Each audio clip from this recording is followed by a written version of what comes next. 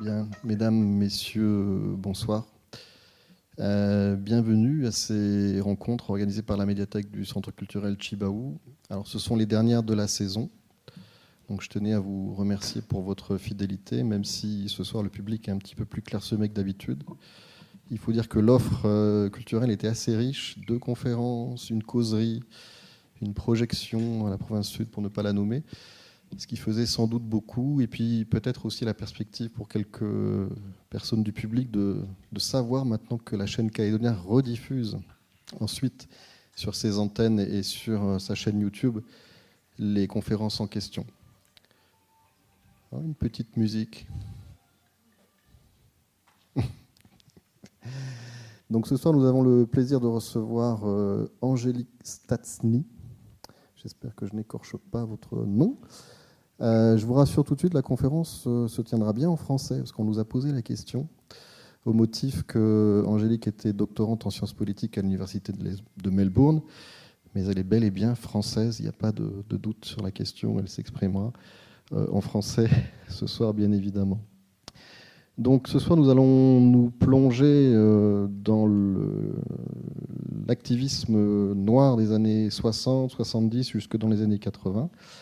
Avec, vous avez peut-être entendu en introduction quelques morceaux qui étaient à la fois tirés de la période US, enfin des États-Unis, et ensuite quelques morceaux avec Warumpi Band, No Fixed Arrest pour l'Australie, et puis quelques titres de Nouvelle-Zélande également. Donc ces morceaux que vous avez entendus et dont il sera question aussi dans l'exposé ce soir, ils sont bien entendu disponibles à la médiathèque du Centre culturel Chibaou, ainsi que la documentation que vous avez pu voir devant la salle Sissia. Donc n'hésitez pas, si vous voulez un complément d'information à ce sujet, que ce soit pour la consultation des documents ou pour un abonnement, à nous poser la question, soit ce soir, soit du mardi au dimanche, puisque nous sommes ouverts de 9h à 17h. Donc je le disais, il sera question d'activisme noir ce soir. Et à partir de ce qui s'est déroulé aux États-Unis à la fin des années 60, ce qui en a découlé dans le Pacifique, et plus particulièrement en Australie et en Nouvelle-Zélande. Donc on verra un peu sur la période 68-84, ce sont les dates butoirs qui figurent dans le titre, comment ces mouvements se sont créés, ont vécu, et puis ont fini par être démantelés, mais aussi leur héritage aujourd'hui. Donc je l'ai dit, la conférence est enregistrée par Calédonia, mais elle sera aussi disponible sur notre site adck.nc en audio très vite, dès le début de la semaine prochaine. À la fin de cet exposé, il y aura bien entendu un débat qui est possible, donc on sera 2 en salle à vous proposer un micro, donc n'hésitez pas à nous faire un petit signe pour poser votre question. Voilà, je ne vais pas être plus long. Je remercie une nouvelle fois Angélique d'intervenir ce soir. Et puis, je vous rejoins tout à l'heure pour les débats. Merci.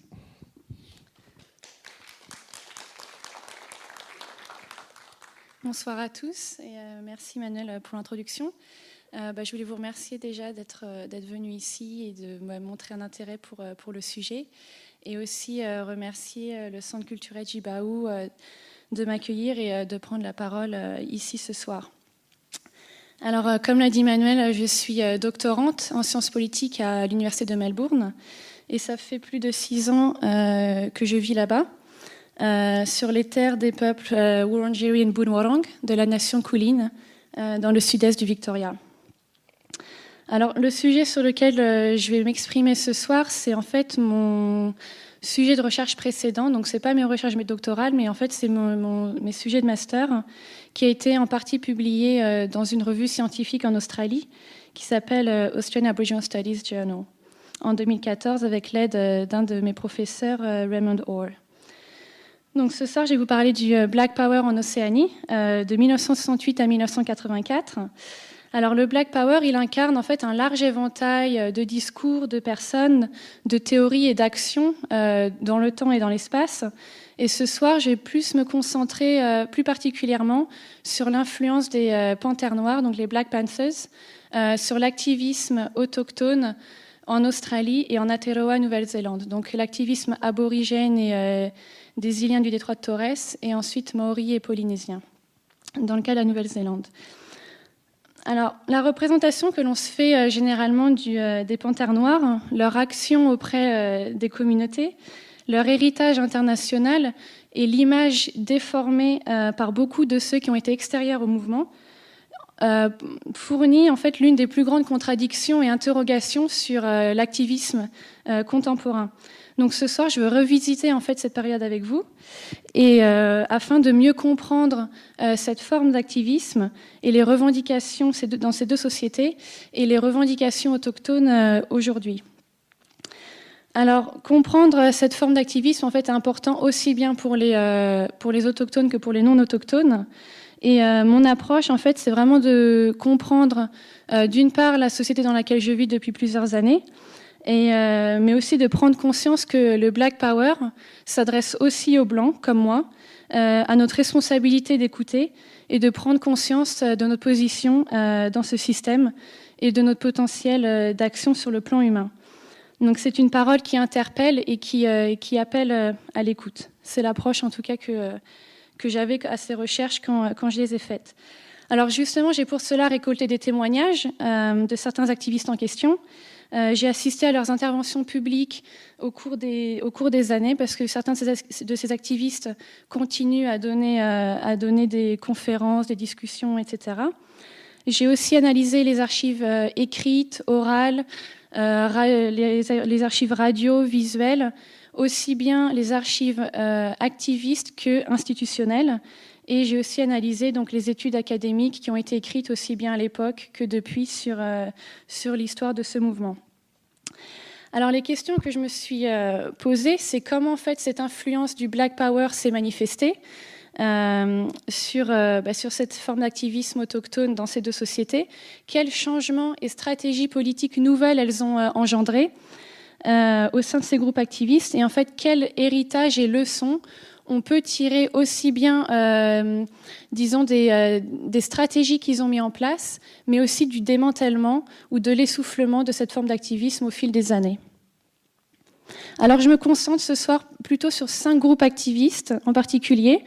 Alors en Australie, ça va être la Ligue d'avancement des aborigènes qui se trouve à Melbourne, les Panthères noires australiennes qui étaient à Brisbane, en anglais The Australian Black Panthers, des groupes activistes à Sydney, et pour la perspective néo-zélandaise, donc il y a 2 groupes en particulier, le groupe Natamatoa, qui veut dire jeunes guerriers, qui était un groupe activiste maori, et les Panthères polynésiennes. Alors, ma présentation est organisée autour des thèmes suivants. Donc, au début, j'ai un peu vous parlé de l'idéologie et des activités des Panthères noires aux États-Unis. Ensuite, de la situation sociale, économique et politique en Australie, en Aotearoa, Nouvelle-Zélande, qui ont fait en fait que le Black Power a été adopté par ces activistes à cette époque. Donc, quel a été le ferment en fait dans ces sociétés-là qui a fait que ça a pris de l'ampleur? Ensuite, j'ai parlé des réseaux activistes, donc en comment les réseaux se sont créés entre les activistes au niveau international, donc entre les États-Unis et l'Océanie, au niveau plus régional, entre l'Australie et Aotearoa, Nouvelle-Zélande, et enfin, au niveau local, comment en fait dans ces 2 sociétés respectives, les activistes de différentes communautés urbaines, de différentes tribus, de différentes nations aborigènes et de d'iwi maori se sont rassemblés autour de cette idéologie. Ensuite, j'ai parlé donc des organisations activistes et plus particulièrement donc quels programmes ils ont mis en place. Et enfin, donc leur essoufflement et leur démantèlement. Donc comment expliquer qu'au fil des années, elles se sont démantelées, ces organisations, presque dans la totalité, pas toutes, mais presque dans la totalité. Et enfin, rapidement en conclusion, j'ai rapidement parlé quelle trace, quel héritage on peut voir aujourd'hui dans l'activisme autochtone dans ces sociétés-là.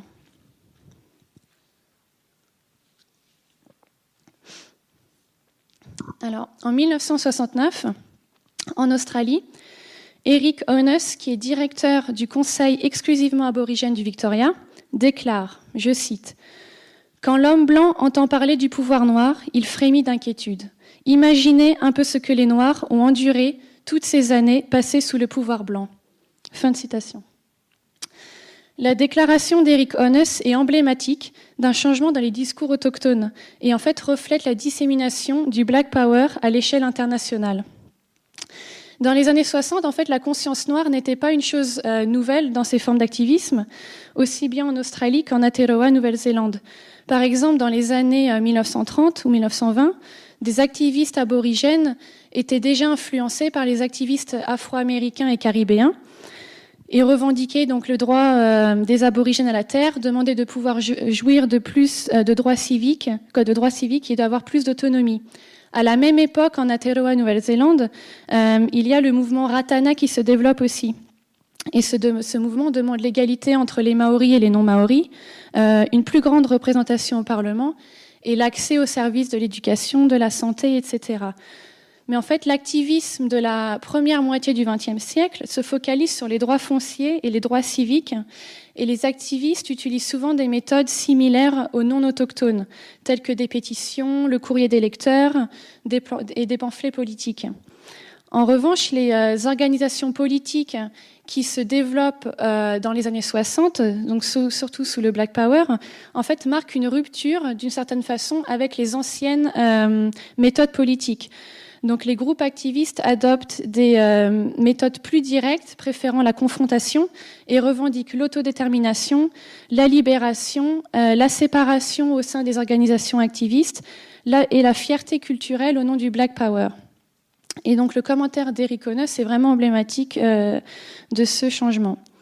Alors l'idéologie du Black Power émerge tout d'abord aux États-Unis, sous l'égide de personnes telles que Stokely Carmichael et Malcolm X.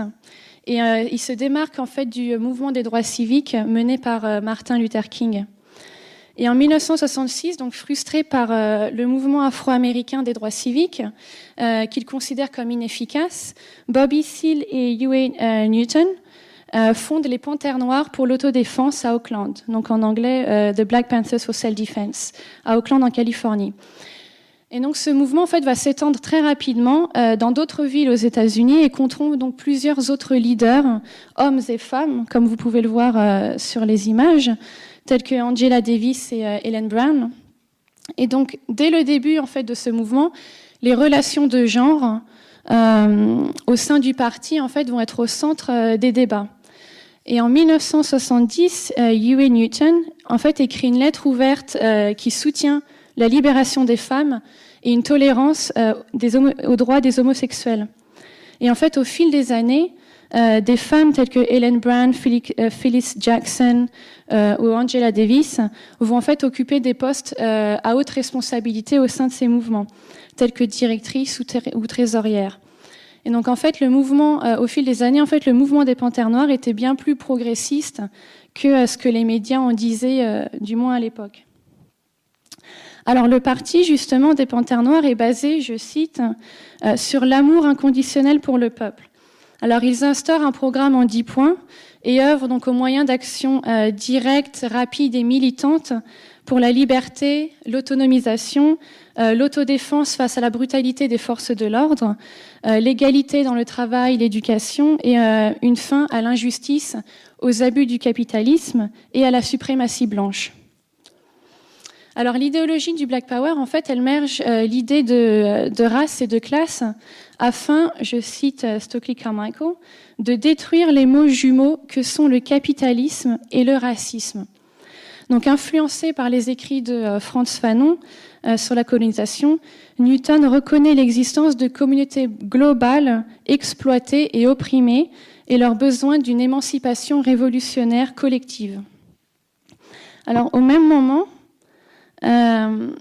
l'activiste afro-américain Harold Cruz, en 1968, en fait, développe l'idée de colonie interne pour dénoncer justement le statut subordonné des populations afro-américaines aux États-Unis.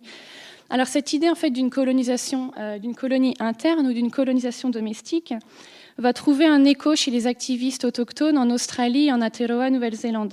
En effet, en plus des liens résiduels que la couronne britannique a avec ces deux sociétés, les activistes en fait dénoncent les relations coloniales internes entre peuples autochtones et les populations non autochtones au sein de cette société. Donc des relations qui sont marquées par l'oppression et le racisme entre personnes, mais aussi le racisme institutionnel. Alors le but du Black Power, en fait, est de prôner la libération au travers d'organisations locales indépendantes, plutôt qu'au travers des institutions existantes, dirigées par les Blancs. Donc selon cette idéologie, en fait, l'oppression blanche et le racisme institutionnel doivent être érodés par une politique grandissante de la conscience noire qui rassemble en fait au-delà des classes sociales, des religions, etc. Et en fait, quand on parle de conscience noire, en fait, on parle de l'utilisation de la race comme angle d'approche pour comprendre l'expérience de marginalisation des populations minoritaires et des peuples autochtones colonisés. Donc en fait, le terme noir, il devient une expression politique qui se rapporte en fait à des formes variées de discrimination coloniale et d'injustice, mais aussi en fait à une identité qui vise à combattre ces processus. Donc en fait, le terme noir est une réappropriation sociale et politique par les activistes qui leur permettent en fait de dénoncer les politiques et attitudes racistes. Et donc les symboles du Black Power vont inclure la panthère, le béret noir, l'afro, le poing levé. Alors, juste pour mentionner le cas de la panthère, pourquoi la panthère ? Alors, la panthère, en fait, symbolise la force et la dignité des Noirs. Et c'est aussi un animal qui ne contre-attaque pas tant qu'il n'est pas mis au pied du mur. Donc, lorsqu'elle est mise au pied du mur, elle ne peut rien faire d'autre que bondir. Et quand elle bondit, on ne l'arrête plus. Donc, en fait, les positions idéologiques des panthères noires vont être disséminées dans leurs propres médias, tels que la revue Black Panther. Donc, je vous ai mis trois exemples à l'écran. Et donc, les membres des Panthères Noires, en fait, s'instruisent, éduquent les communautés et les encouragent aussi à s'auto-éduquer, en lisant justement des écrits philosophiques, politiques, sur le thème, sur la colonisation et sur la libération. Donc, le mouvement des Panthères Noires aux États-Unis, en fait, va publier une liste de lectures recommandées qui inclut des penseurs tels que Frantz Fanon, Albert Memmi, Malcolm X et Kwame Nkrumah. Donc c'est un petit échantillon d'une plus longue liste. Et donc en dehors de cette éducation par le biais de ces listes de lectures recommandées, le groupe, le parti, crée aussi des écoles des Panthères Noires pour la libération. Donc, qui leur permettent justement d'éduquer selon l'idéologie du Black Power sur la situation au niveau des États-Unis et la situation au niveau international. Et donc, rapidement, en fait, ces consciences noires s'étendent au-delà des frontières et articulent une notion d'exploitation et de soumission coloniale et capitaliste à l'échelle globale. En Océanie, donc des groupes activistes aborigènes et polynésiens en Nouvelle-Zélande adoptent et adaptent ces méthodes à leur réalité locale. Donc j'ai un peu parlé du contexte en fait social et politique de ces deux sociétés qui explique pourquoi elles sont si réceptives à cette forme d'activisme.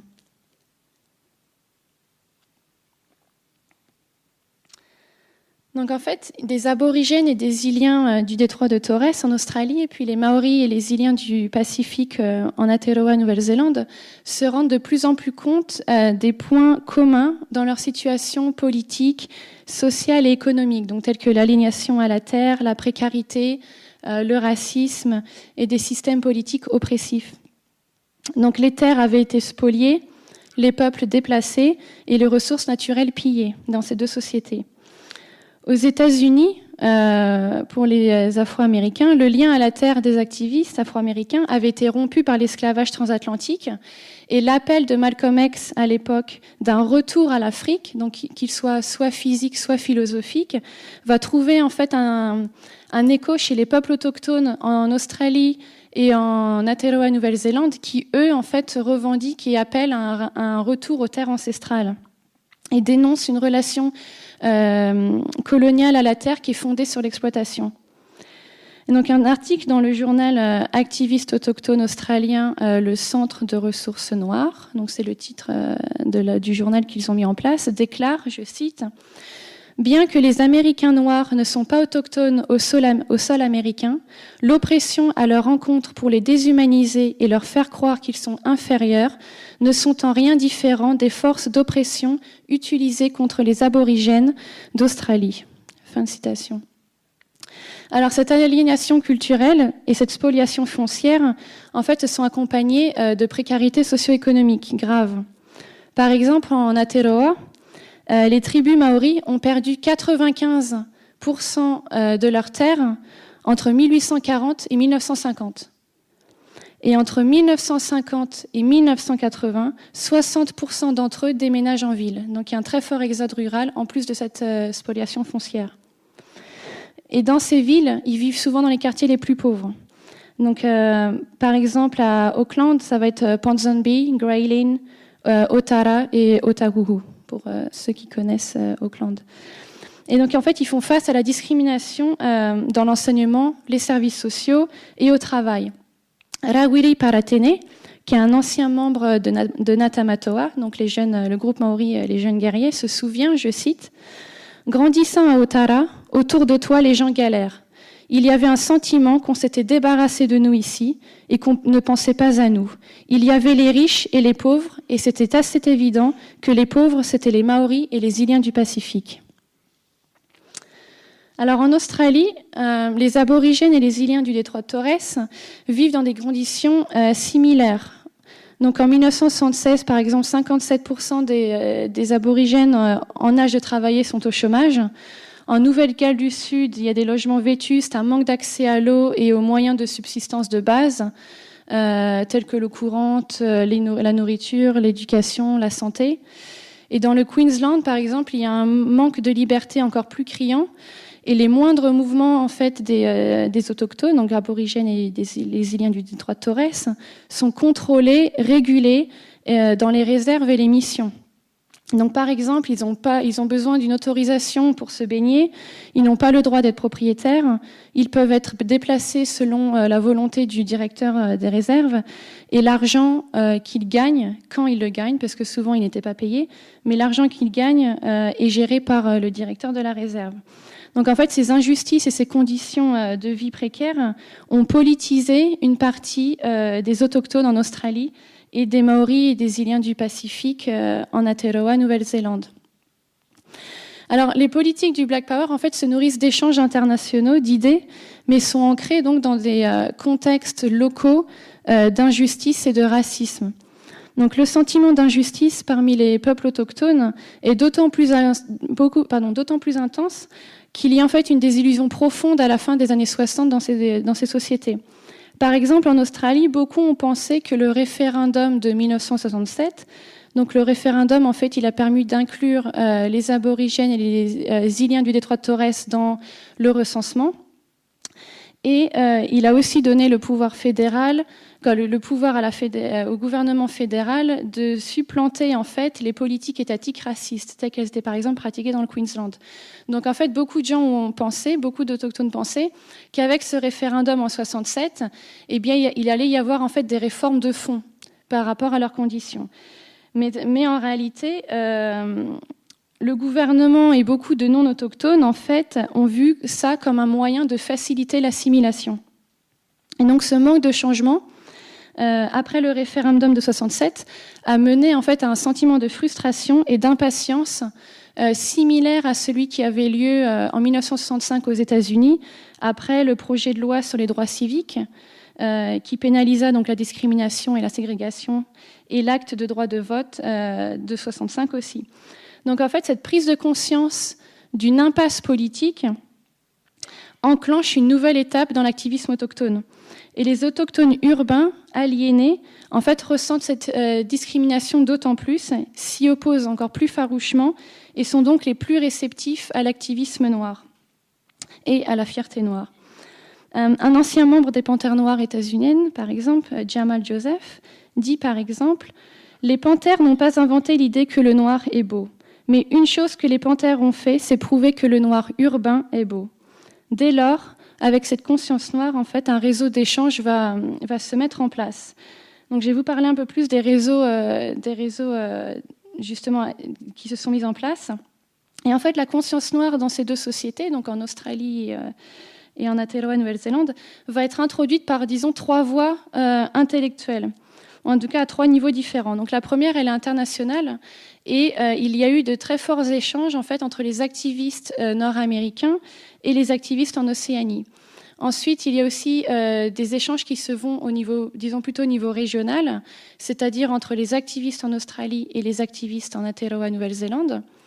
Et enfin, il y a les échanges au niveau intranational ou local, c'est-à-dire que les aborigènes de différents endroits ou les autochtones de différentes villes, de différentes tribus, etc., commencent à se rassembler et de plus en plus justement autour de cette idéologie du Black Power pour revendiquer leurs droits. Donc vraiment, elle est tridimensionnelle, la conscience noire, ou du moins comment elle se disperse. Alors au niveau international, la dissémination de l'idéologie du Black Power va se faire au moyen de pamphlets politiques, d'œuvres phares d'écrivains de la conscience noire. Par exemple, le révérend Moa Strickson-Pua, donc, qui est un ancien membre des Panthères polynésiennes, mentionne que les écrits de Du Bois et de Malcolm X en fait, ont eu une influence majeure sur son esprit et sur le développement de son idéologie politique. Et il explique en fait que ces œuvres ont été un tournant, et c'est à partir de ce moment-là qu'il a utilisé le terme noir comme une expression politique et un appel à un changement social. En Australie, l'arrivée aussi à Sydney à la fin des années 60 des soldats afro-américains en permission servant dans la guerre du Vietnam mène en fait à une prise de conscience des aborigènes et des îliens du détroit de Torres. L'activiste Gary Foley, que vous voyez à droite sur la photo, explique en fait que ces interactions entre les soldats afro-américains et les communautés aborigènes ont contribué à le politiser. Alma Thorpe, une autre activiste qui est en bas sur l'image, cite entre autres donc l'influence de Malcolm X, Stokely Carmichael, Frantz Fanon et Roosevelt Brown. Et donc en fait rapidement, les aborigènes, les îliens du détroit de Torres, les Maoris et les îliens du Pacifique en Nouvelle-Zélande en fait vont adopter l'image et la rhétorique du Black Power, donc les bérets noirs, le poing levé, l'afro, etc. Et ceux qui sont opposés au Black Power vont être surnommés Oncle Tom et considérés comme des vendus. Alors, des réseaux transnationaux en fait se tissent entre ces activistes et une solidarité se forme pour un même combat contre le colonialisme, le racisme et le capitalisme. Cette solidarité s'étend au-delà en fait d'une histoire similaire et en fait devient la base d'une réponse politique partagée. C'est-à-dire qu'en clair, face à des problèmes similaires, les tactiques similaires vont être adoptées. Donc, par exemple, comment ces réseaux se manifestent ? En 1969, Bob Mazza et Bruce McGuinness, qui sont membres de la Ligue pour l'avancement des aborigènes à Melbourne, invitent à Melbourne Roosevelt Brown, qui est un homme politique bermudien et un activiste du Black Power. Roosevelt Brown critique à l'époque l'Australie blanche, qui est une politique de ségrégation, et prône l'autonomie gouvernementale. En 1970, 4 activistes aborigènes sont invités à la conférence du Black Power qui se tient à Atlanta aux États-Unis. Ce qui permet en fait à ces activistes de revendiquer leurs droits et formuler leurs demandes devant un public international. Donc cette conférence des Black Power à Atlanta va aussi coïncider avec un séjour d'études de 5 représentants aborigènes donc qui partent en voyage d'études aux États-Unis. Et le but de ce voyage d'études pour ces activistes, c'est d'analyser le fonctionnement des organisations locales mises en place par les Panthères Noires et de leurs programmes locaux d'auto-assistance pour les implanter ensuite par la suite en Australie.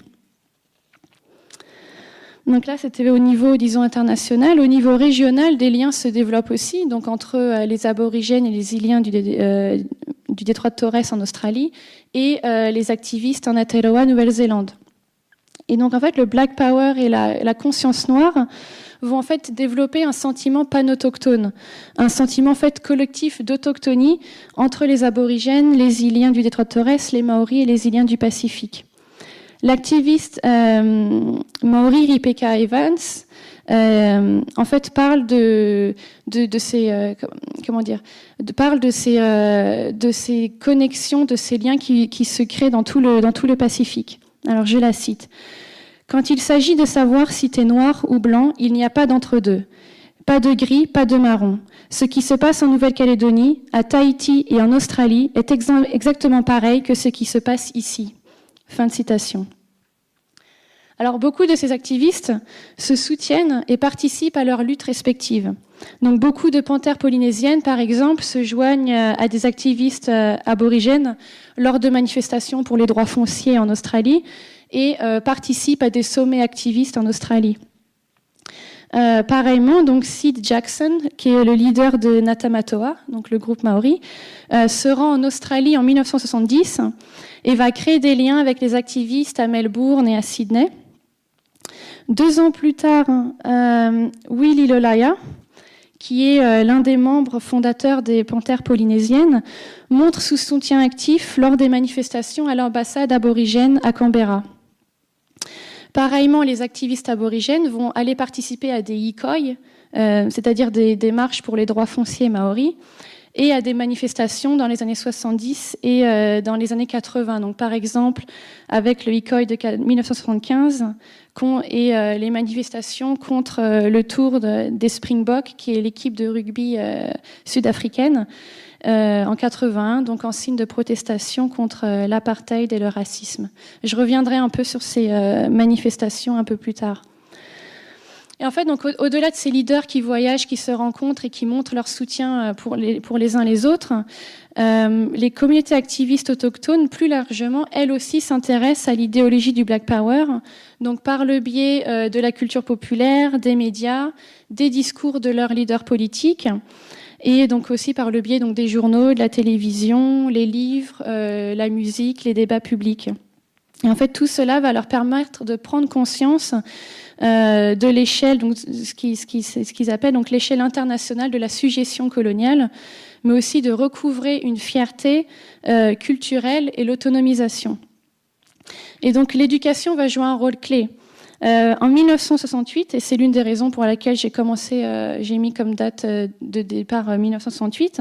En 1968, en Australie, ils vont commencer à se créer des réseaux tels qu'à Melbourne, le Koori Club, et à Sydney, donc la Fédération des affaires aborigènes, en fait, qui organise des cycles de discussions régulières, justement pour discuter et pour sensibiliser à ce qui se passe dans ces sociétés-là, et aussi à sensibiliser par rapport à l'idéologie du Black Power. Donc les Panthères noires australiennes à Brisbane, qui sont basées à Brisbane, vont aussi créer des centres éducatifs locaux gratuits. Les aborigènes à Melbourne et à Sydney vont organiser des projections de films. Et sur le modèle des Panthères noires aux États-Unis, le centre de ressources noires, Black Resource Center en anglais, à Melbourne, va organiser des classes d'éducation politique sur des thèmes tels que l'histoire de l'Australie, comment le gouvernement australien fonctionne-t-il, la société noire et blanche aujourd'hui. Donc en fait, ces classes qui sont donc créées par les activistes du Black Power en Australie sont basées donc pareillement sur une liste de lecture et des discussions de groupe afin de mieux comprendre la lutte et le contexte national et international. Pareillement en Nouvelle-Zélande, donc des initiatives similaires sont mises en place et par exemple Natamatoa va aussi aider à éduquer et former les Maoris selon l'idéologie du Black Power.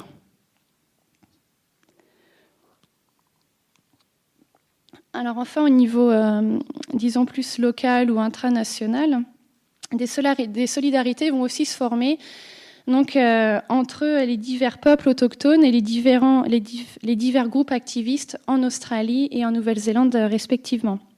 Donc, par exemple, des activistes à Sydney vont se mettre en contact avec des activistes à Brisbane, tels que Dennis Walker et Don Brady, et ensuite à Melbourne. Et cette solidarité, en fait, va se renforcer considérablement, avec la mise en place de l'ambassade aborigène à Canberra, donc sur la pelouse en face du Parlement en 1972. Et donc, en fait, cette ambassade aborigène dont le geste est très symbolique, qui revendique la souveraineté autochtone, cette ambassade aborigène va rassembler des aborigènes de toute l'Australie. Donc aussi bien des hommes que des femmes, de toutes générations confondues. Donc par exemple Roberta Sykes, qui a été une activiste très centrale au mouvement, Maman Shirley également, et Bob Bellier. Et en fait, à cette ambassade aborigène, les activistes vont organiser des représentations théâtrales pour sensibiliser la population et aussi les peuples autochtones à la situation des aborigènes et à la situation internationale. Donc vraiment, il y aura cette utilisation. Bon, je vais pas trop développer cette question-là ce soir, mais il y a une très grande en fait utilisation de l'expression artistique et culturelle à cette époque. Donc par le biais de la musique, du théâtre, de la poésie, etc. Et donc ça c'est l'un des exemples qui se met en place à cette époque. En Aotearoa, Nouvelle-Zélande, donc Barry Barclay, qui est membre du groupe activiste Natamatoa et qui est réalisateur, va coproduire le documentaire en 6 épisodes Tangata Whenua, le peuple de la terre, qui en fait présente une iwi, donc une tribu maori, différente à chaque épisode. Et il est diffusé à la télévision à heure de grande écoute en 1974, et 1/3 de la population néo-zélandaise aura regardé ce programme. Donc l'historien Michael King considère que Tangata Whenua a brisé je cite, a brisé le moule monoculturel de la télévision néo-zélandaise. Fin de citation. Donc ce documentaire en fait permet aux Maoris de parler en leur propre nom et de refléter leur propre point de vue. Et en fait, donc ces liens internationaux qui se développent entre leaders politiques, mais en fait ces liens vont aussi toucher profondément l'ensemble des communautés autochtones et des peuples autochtones à cette époque. Par ailleurs, donc le Hikoi de 1975 unifie les Maoris d'iwi différents dans une lutte commune pour les droits fonciers. Donc ça aura un peu un impact similaire que l'ambassade aborigène en 1972, de vraiment unificateur entre les différentes iwi maoris. Et donc pour beaucoup, en fait, en Aotearoa, Nouvelle-Zélande, cette, disons, pan-autochtonie, cette unification autour de l'autochtonie va non seulement inclure les Maoris, mais aussi les Polynésiens, donc les îliens du Pacifique, qui vont lutter aux côtés des Maoris dans une solidarité polynésienne, on va dire, contre le racisme. Et donc, en fait, cette solidarité va régénérer et consolider l'activisme autochtone, mais il va aussi refaçonner considérablement les relations entre les autochtones et les non-autochtones. Alors, justement, quelle a été en fait l'influence du Black Power sur les organisations activistes qui ont été mises en place ou celles qui sont déjà existantes? Donc, c'est le point que je vais aborder maintenant. Donc en Australie, avec l'arrivée du Black Power, en fait, il y a des nouveaux groupes activistes qui vont émerger, que j'ai déjà cités, donc les Panthères Noires australiennes en Australie à Brisbane, et en Aotearoa, Nouvelle-Zélande, Natamatoa et les Panthères polynésiennes. Et donc l'idéologie du Black Power redéfinit les identités autochtones dans ces deux sociétés et transforme profondément les organisations activistes, aussi bien dans leur mode de fonctionnement que dans les méthodes qu'elles vont adopter. Donc en Australie, en 1971, Dennis Walker, que vous voyez au centre de l'image, et Sam Watson fondent les Panthères Noires australiennes. Donc, qui rassemble à nouveau, j'ai mis juste pour donner un peu un exemple, mais qui rassemble des personnes de diverses origines, mais aussi de genres différents. Donc, il y a aussi bien des hommes que des femmes. Je mets l'accent parce que souvent, ça a toujours été un mouvement qui a été vraiment perçu comme étant un mouvement très masculin. Mais dans la réalité, il y avait une beaucoup plus grande bon, vous comprenez, diversité. Et donc en Aotearoa, Nouvelle-Zélande, à la suite d'une conférence en fait des leaders politiques maoris à Auckland, en fait un groupe étudiant activiste crée Ngatamatoa en 1970. Et un an plus tard, dans le quartier réputé, on va dire, activiste de Ponsonby, les panthères polynésiennes vont émerger également. Donc, elles sont dirigées par des activistes polynésiens, maoris et iliens du Pacifique, tels que Samoa, Tonga, Niue. Mais le mouvement prend de l'ampleur et ouvre des succursales, donc aussi bien à Auckland qu'à Christchurch et à Dunedin, donc dans le sud du pays. Pendant les panthères polynésiennes, pendant la première année de leur existence, elles ont pour politique de n'inclure que les Maoris et les Iliens du Pacifique en leur sein. Cependant, donc certaines personnes qui sont associées au mouvement, telles que Nigel Bana, qui est en fait une panthère polynésienne honoraire au début, qui est d'origine indienne, considère que cette politique est contre-productive. Et les membres non polynésiens sont par la suite acceptés. Donc au final, les panthères polynésiennes vont rassembler des gens de milieux sociaux et ethniques variés, donc des étudiants, des habitants de quartiers défavorisés, des Iliens du Pacifique, des Maoris, des personnes d'Asie du Sud-Est, des Européens, des gangs tels que les gangs de Ponsonby et les Stormtroopers, et aussi des futurs chefs de gouvernement tels que David Lange et Helen Clark, qui vont tous les deux devenir Premier ministre de Nouvelle-Zélande par la suite. Donc ainsi, bien que en fait le Black Power, bien que ces activistes s'inspirent du Black Power, l'organisation de ce groupe n'a finalement peu de choses à voir avec un groupe militant pour la suprématie noire, tel que beaucoup de gens le prétendent à l'époque.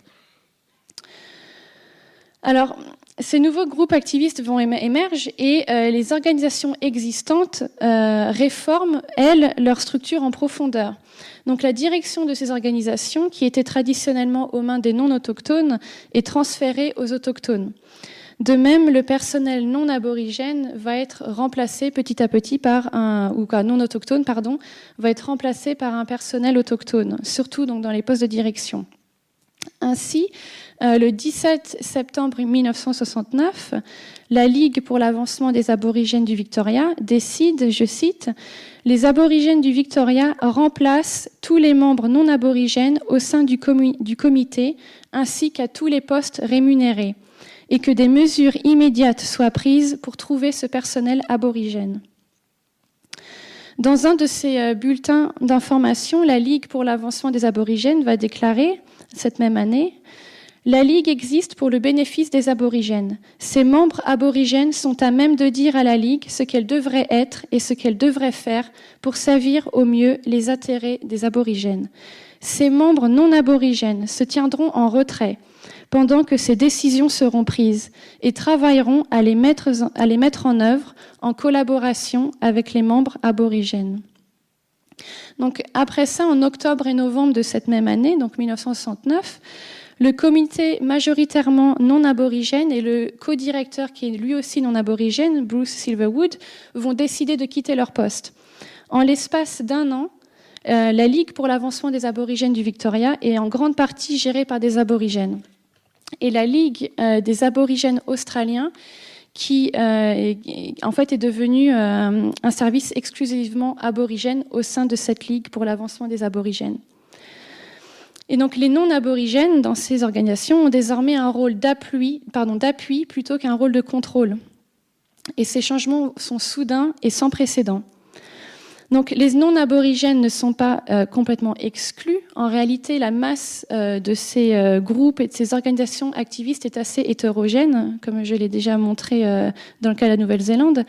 Et en fait, ces organisations vont reposer sur l'aide de personnes de milieux et d'origines et de compétences variées.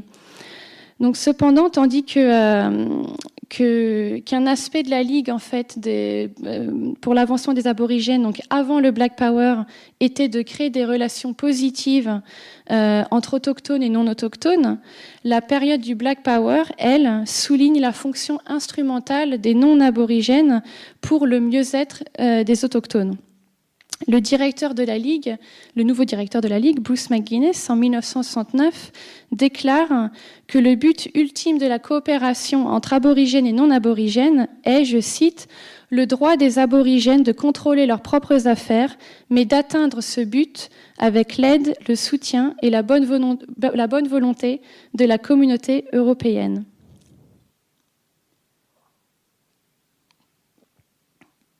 Alors de même, en Aotearoa, Nouvelle-Zélande, les panthères polynésiennes vont créer des alliances avec des groupes qui se battent, des organisations non autochtones qui se battent contre le racisme, donc telles que l'Association citoyenne pour l'égalité raciale, Amnesty Aora, les comités des relations raciales néo-zélandaises, ainsi que Natamatoa et Te Matakite o Aotearoa. Et donc les non autochtones, avec des expertises, sont davantage acceptés donc une fois que les services et les programmes vont être mis en place. Donc il y aura des programmes d'aide juridique, par exemple, qui sont offertes aux populations locales. Et ces programmes sont bâtis autour de l'aide et des conseils d'avocats non autochtones, tels que David Lange pour les panthères polynésiennes à Auckland ou Eddie Newman et Peter Tobin à Sydney. Donc aussi bien en Australie qu'en Aotearoa, Nouvelle-Zélande, les actions locales et les programmes reposent sur des alliances entre autochtones et non autochtones contre des systèmes discriminatoires. Donc justement, quelles actions et programmes ces groupes activistes, donc influencés par le Black Power, ont-ils menés et mis en place ? Alors, le Black Power devient un levier politique significatif et renforce les tactiques politiques existantes, telles que par exemple les grandes marches pour les droits fonciers et les manifestations.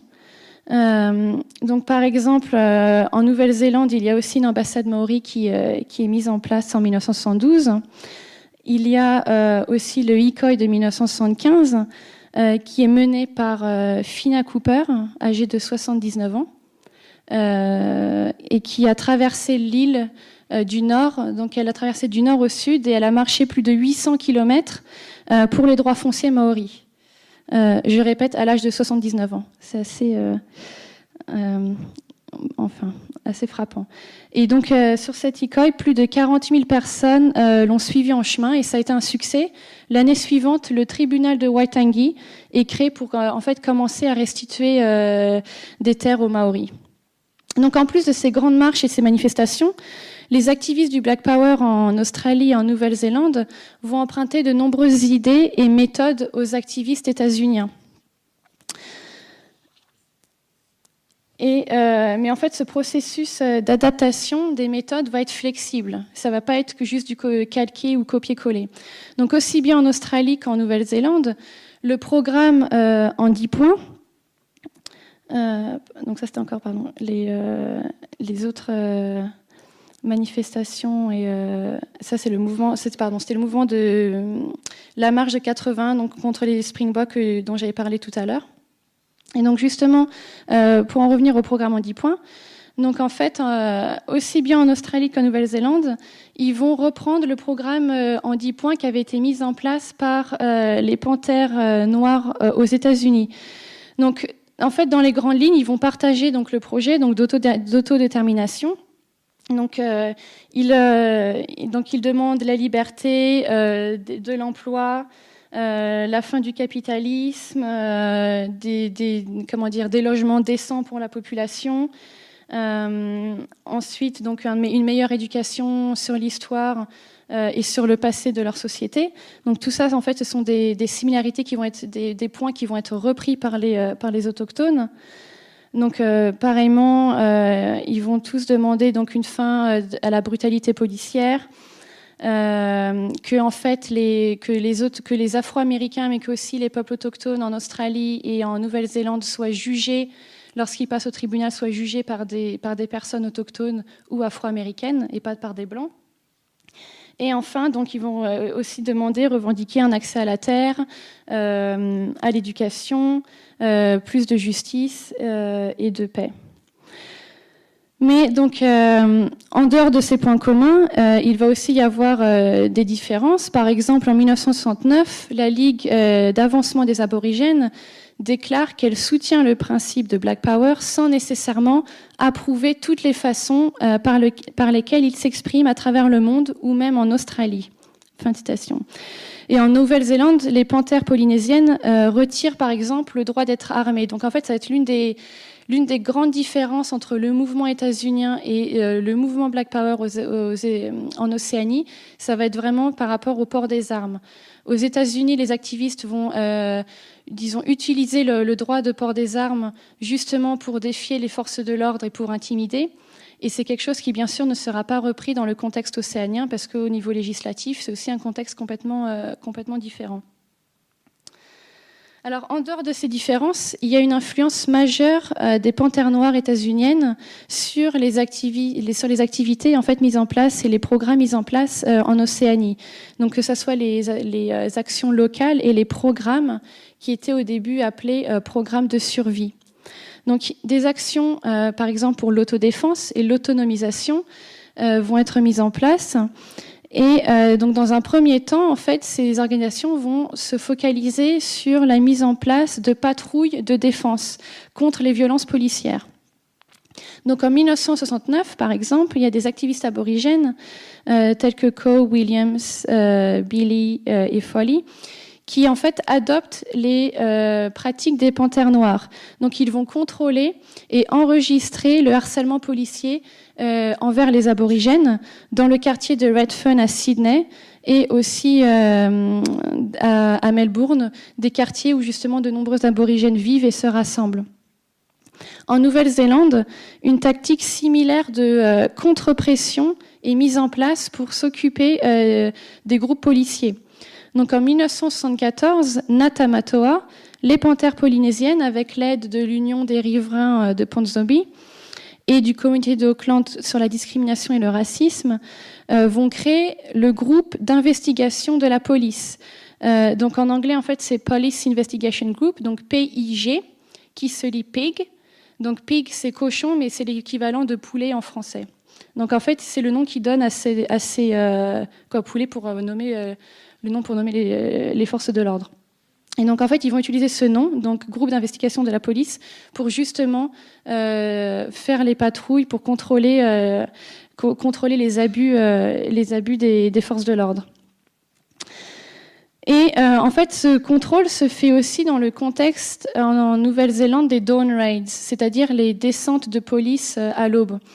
Donc, pour vous donner un contexte assez succinct, assez rapide, en fait, dans les années 70, le ministère de l'Immigration et les forces de police font des descentes chez les gens à l'aube et en fait vont contrôler les visas. Donc, en fait, les personnes qui sont surtout ciblées par ces descentes de police sont les îliens du Pacifique, donc ils viennent de Samoa, etc., etc. Parce qu'il y avait eu dans la deuxième moitié du XXe siècle, il y avait eu une forte migration, justement pour tous les travaux dans les industries, etc. Quand la crise économique arrive, le gouvernement néo-zélandais va commencer à contrôler justement tous ces visas, parce qu'énormément de gens restent alors que leur visa de courte durée en fait a déjà expiré. Et en fait, juste pour vous préciser, ces gens donc qui restent en fait à la fin de leur visa, à l'époque, donc dans les archives, dans les statistiques, il y a plus de Britanniques qui dépassent et qui restent sur leur visa même s'il a déjà expiré que d'Iliens du Pacifique. Mais ces descentes de police en fait ne vont cibler que les Iliens du Pacifique. Donc c'est aussi là qu'est la tension à cette époque par rapport à justement pourquoi il y a cette dénonciation du racisme à cette époque. Et donc, dans ce contexte des dawn raids et justement de ces groupes d'investigation de la police, donc afin justement de souligner l'illégitimité de l'oppression blanche en Nouvelle-Zélande, un groupe de panthères polynésiennes va protester à l'aube devant le domicile du ministre de l'Immigration, Bill Birch, avec des projecteurs et des mégaphones. criant Bill Birch, sortez immédiatement, munis de votre passeport. Nous sommes des membres du mouvement de libération Aotearoa. Vous avez 24 heures pour prouver que vous avez un permis légal pour rester dans ce pays. Et donc, selon les panthères polynésiennes que j'ai interviewées, dans les 2 semaines suivantes de telles actions, le gouvernement a arrêté les descentes policières à l'aube, donc qui est appelé Dawn Raids.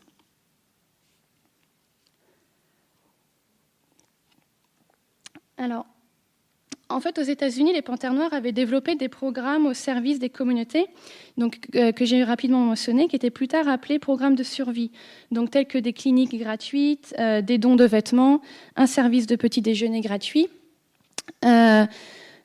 Je pense, voilà, voici des photos. Donc ça, c'est en fait pour vous donner le contexte états-unien.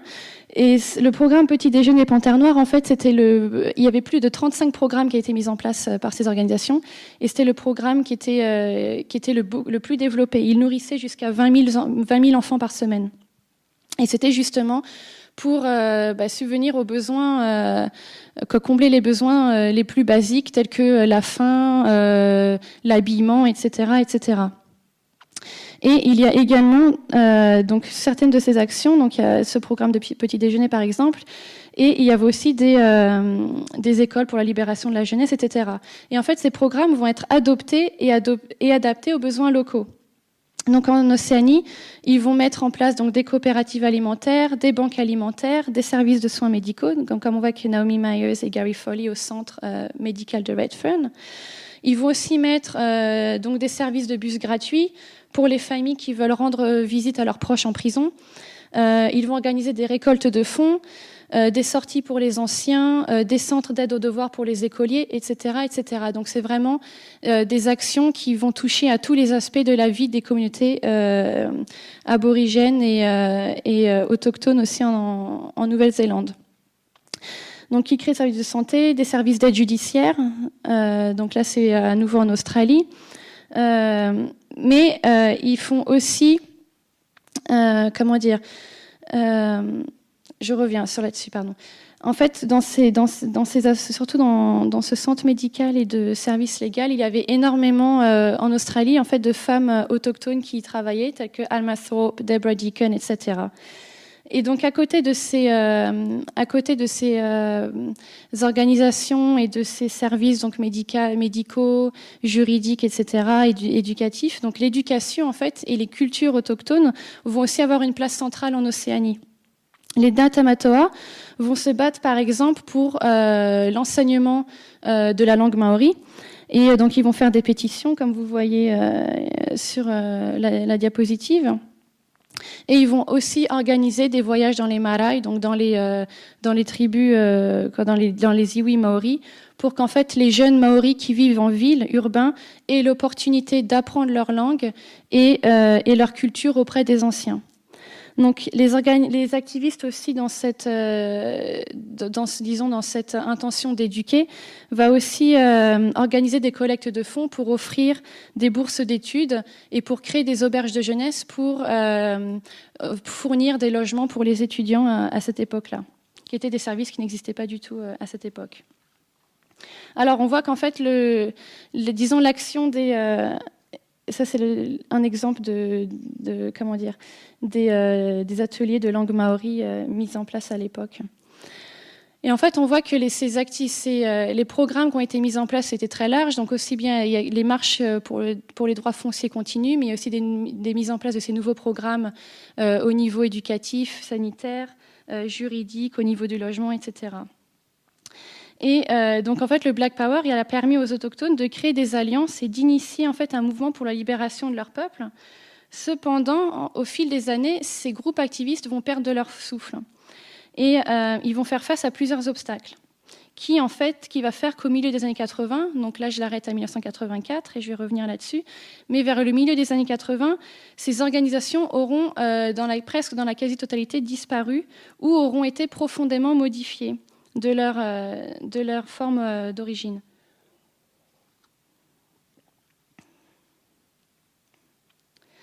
Alors, l'un des obstacles, ça a été la stigmatisation des médias. Alors qu'en fait, ce sentiment d'une fraternité noire a régénéré et renforcé l'activisme autochtone dans ces deux sociétés, et que les programmes locaux ont ramené les peuples autochtones sur le chemin de l'autodétermination, la refonte des rapports entre autochtones et non autochtones a nourri en fait une presse sensationnelle et stigmatisante à l'époque. Et en fait, ça a résulté en une rupture entre ces groupes activistes et le reste de la société.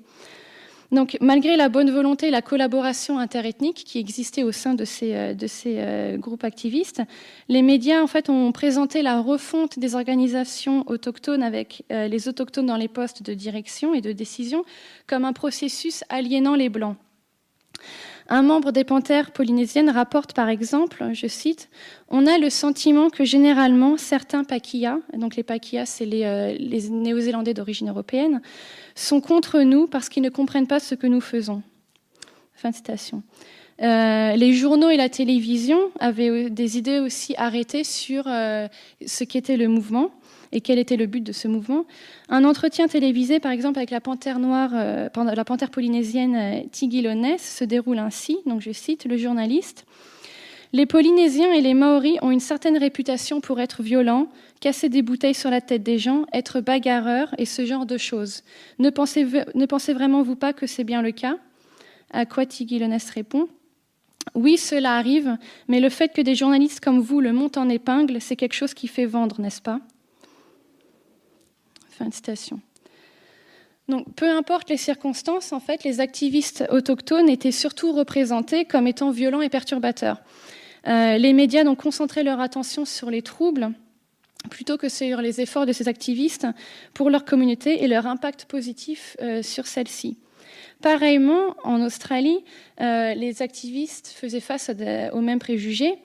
Et les mutations structurelles des organisations autochtones, donc telles que la Ligue des avancements pour les aborigènes, dont j'ai parlé avant, étaient diabolisées et qualifiées, je cite, de dictature noire et de lutte raciale, alors qu'en réalité, en fait, dans ces organisations, les oppositions qui se manifestaient en fait, au sein de ces organisations étaient plus générationnelles que raciales.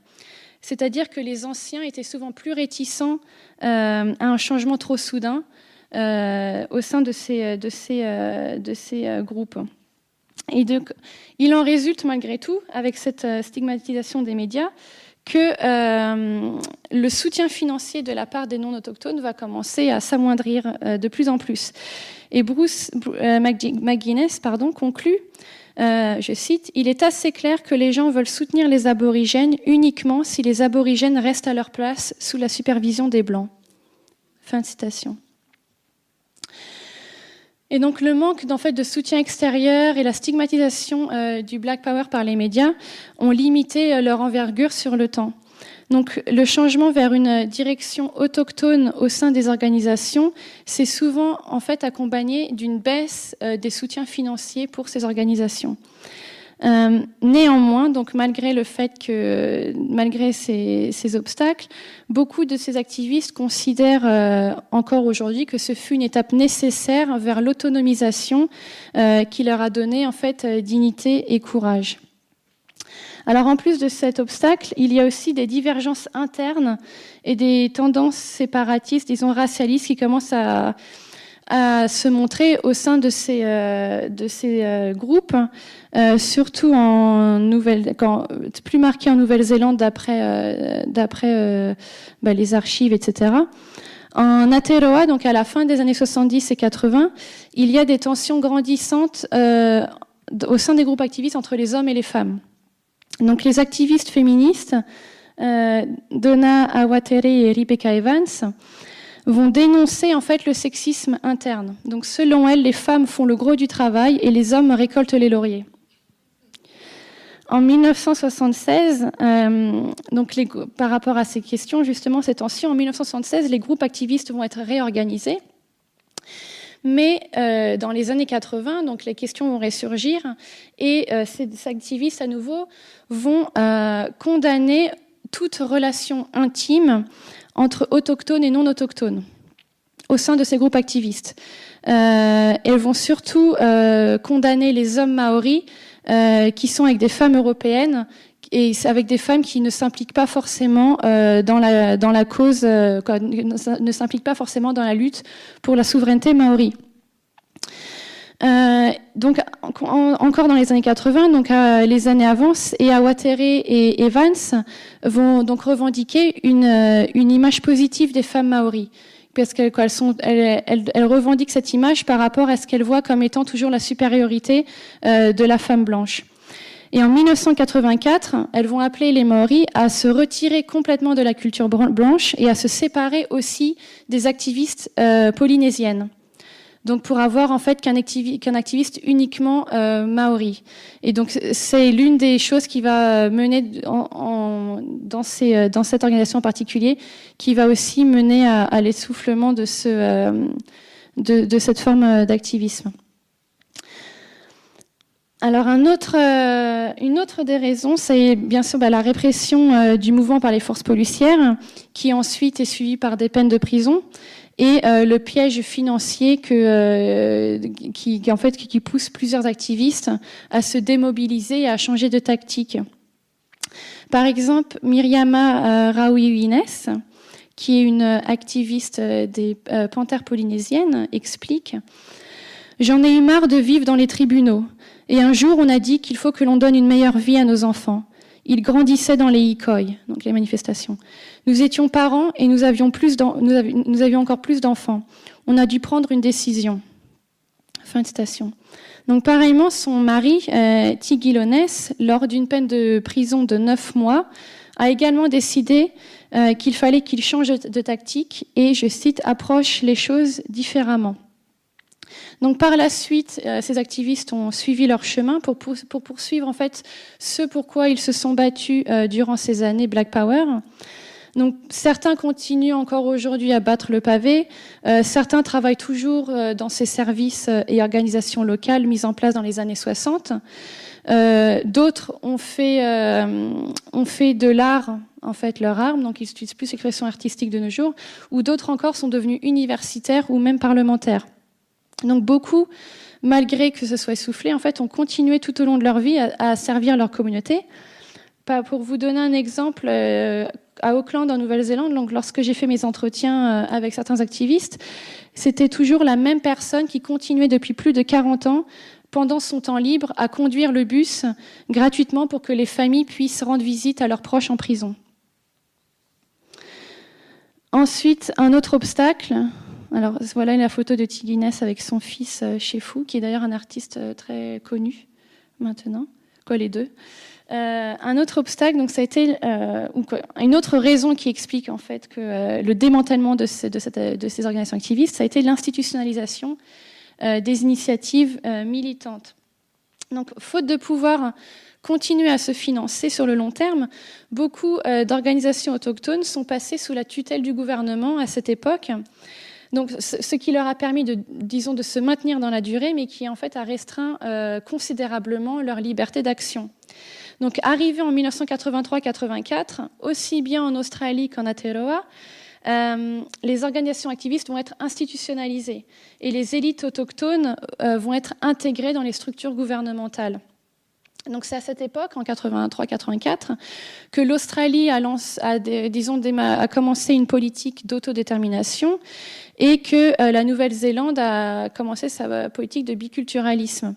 Et donc les initiatives qui ont été menées pendant plusieurs décennies ou plusieurs années par ces activistes vont être réappropriées par le gouvernement.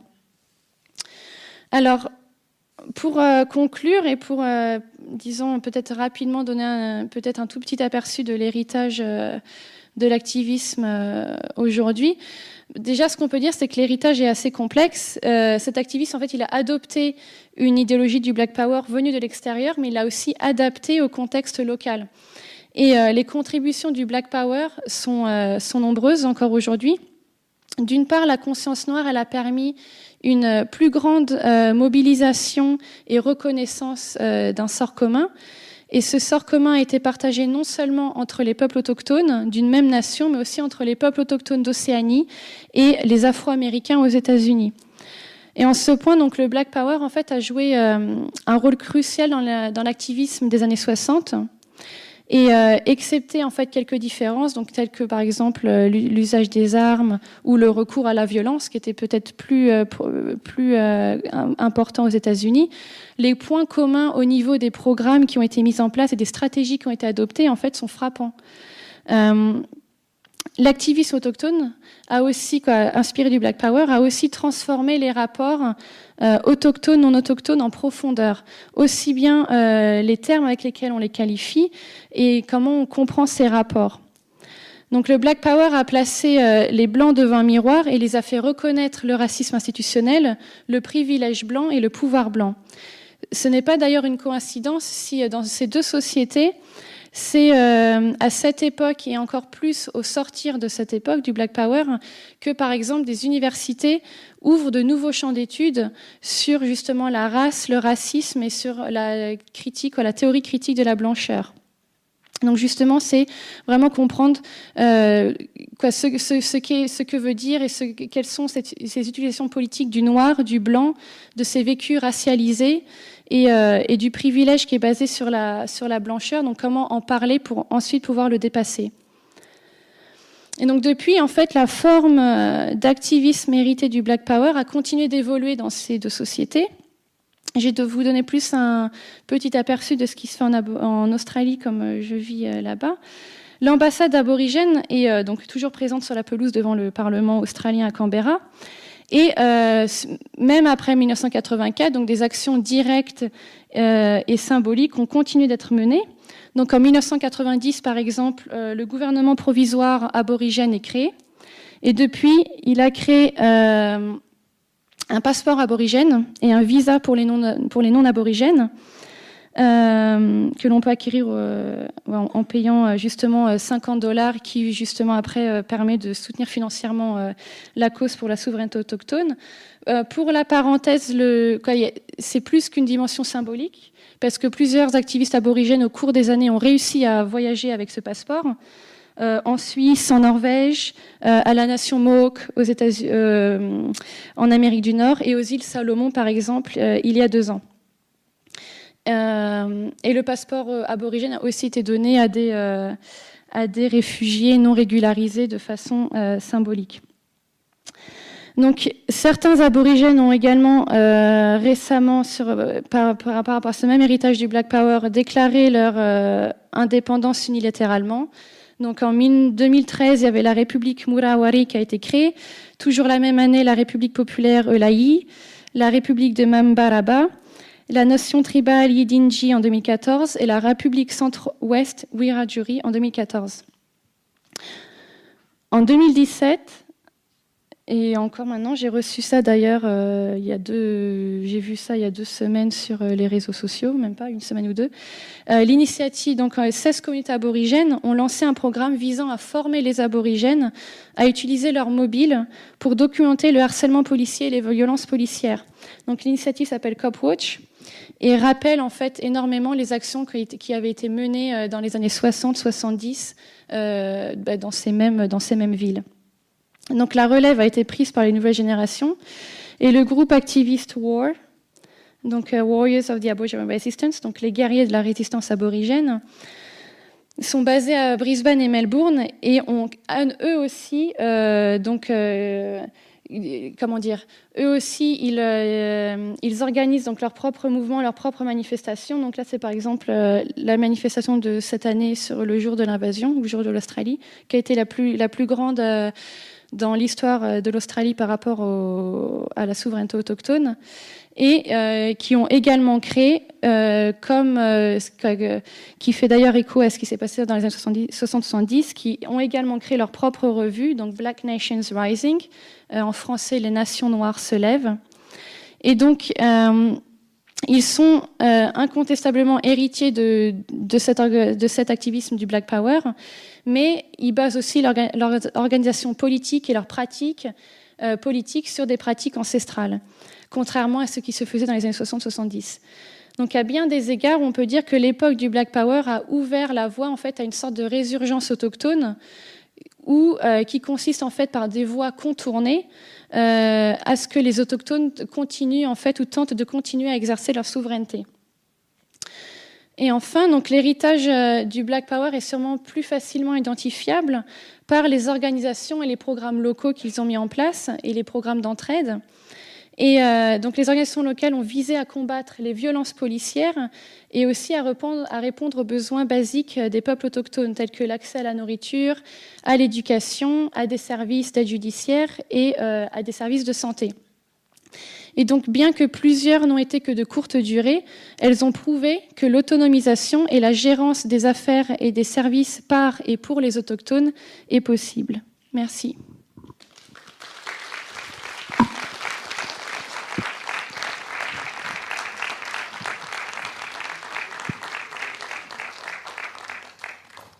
Bien, merci Angélique. Il est maintenant temps de proposer les micros si vous avez quelques questions. Nous sommes à votre disposition.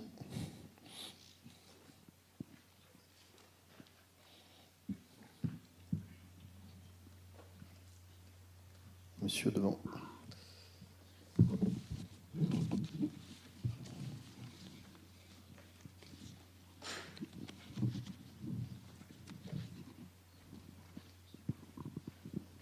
Merci. Je ne sais pas si c'est pas hors sujet, mais enfin bon, je tente quand même. Vous parlez des années 60, 80. On voit apparaître dans cette période-là, en Nouvelle-Calédonie, le mouvement des foulards rouges, etc. Ça n'est pas évoqué dans votre propos, peut-être parce que c'est totalement en marge, mais est-ce que on ne voit pas naître là aussi une même préoccupation qui est celle de l'autodétermination, ou au moins de la prise en compte de leur histoire, de leur culture, du peuple autochtone par rapport à l'État colonial? Comment ça se fait qu'il n'y ait pas, ou est-ce qu'il y a eu des échanges, est-ce qu'il y a eu des relations, est-ce qu'il y a eu des mouvements qui ont collaboré, ou comment ça s'est passé, ou est-ce que ça a été, la Nouvelle-Calédonie est restée complètement à l'abri ou à l'écart de ce que vous avez évoqué précédemment? Je vous remercie de votre question. Alors, il s'était pas resté complètement à l'écart. D'ailleurs, j'ai mentionné dans une des citations, je crois que c'est Rebecca Evans qui mentionne justement la Nouvelle-Calédonie et Tahiti. Moi, après, dans mes recherches, je me suis concentrée que sur l'Australie et Aotearoa, Nouvelle-Zélande, pour commencer. Après, ce dont je me suis... Et je pense que oui, bien sûr, il y a énormément de similarités et des revendications très similaires autour de la souveraineté autochtone, de la libération, etc. Les thèmes, les mots qui sont utilisés, les stratégies qui sont utilisées sont, je pense, similaires. Après, donc c'est pas une question sur laquelle je me suis penchée, mais je sais que quand j'ai parlé à des activistes, et j'étais pas, disons, consciente de ça à l'époque, mais quand j'ai parlé à des activistes aborigènes en Australie et que je leur parlais, donc maintenant mes recherches en fait se portent sur la Calédonie aussi, sur un autre sujet, mais ça se porte sur ce pays. Et donc quand je leur ai parlé justement un peu de l'histoire ici, de mes recherches, etc., ils m'ont tout de suite dit « Ah mais oui, mais on connaît un tel et un tel, ils étaient venus, nous on était aussi... » Donc je sais que ça m'a un peu mis la puce à l'oreille et je sais qu'il y a eu des liens. Et je pense que c'est, disons, ça serait, pour moi, c'est un projet là que je vais essayer de développer par la suite, peut-être à partir de l'année prochaine ou plus tard, quand j'aurai fini le projet sur lequel je travaille maintenant. Mais ça serait vraiment pouvoir l'ouvrir justement et plus regarder les liens qu'il y a eu entre l'Australie, ici, Tahiti, etc. Vraiment essayer de voir vraiment au niveau du Pacifique. Mais je pense que c'est incontestable qu'il y a eu des liens, des alliances, etc. à cette époque. Après, peut-être que des gens dans la salle sont mieux à même de répondre à ces questions, veulent contribuer. Dans quel cas, ils sont tous les bienvenus. Mais d'après ce qu'on m'a dit, d'après ce que j'ai commencé à lire un peu dans les archives, etc., et en parlant à des personnes, je pense que oui, c'est incontestable qu'il y a eu des réseaux entre ces sociétés-là.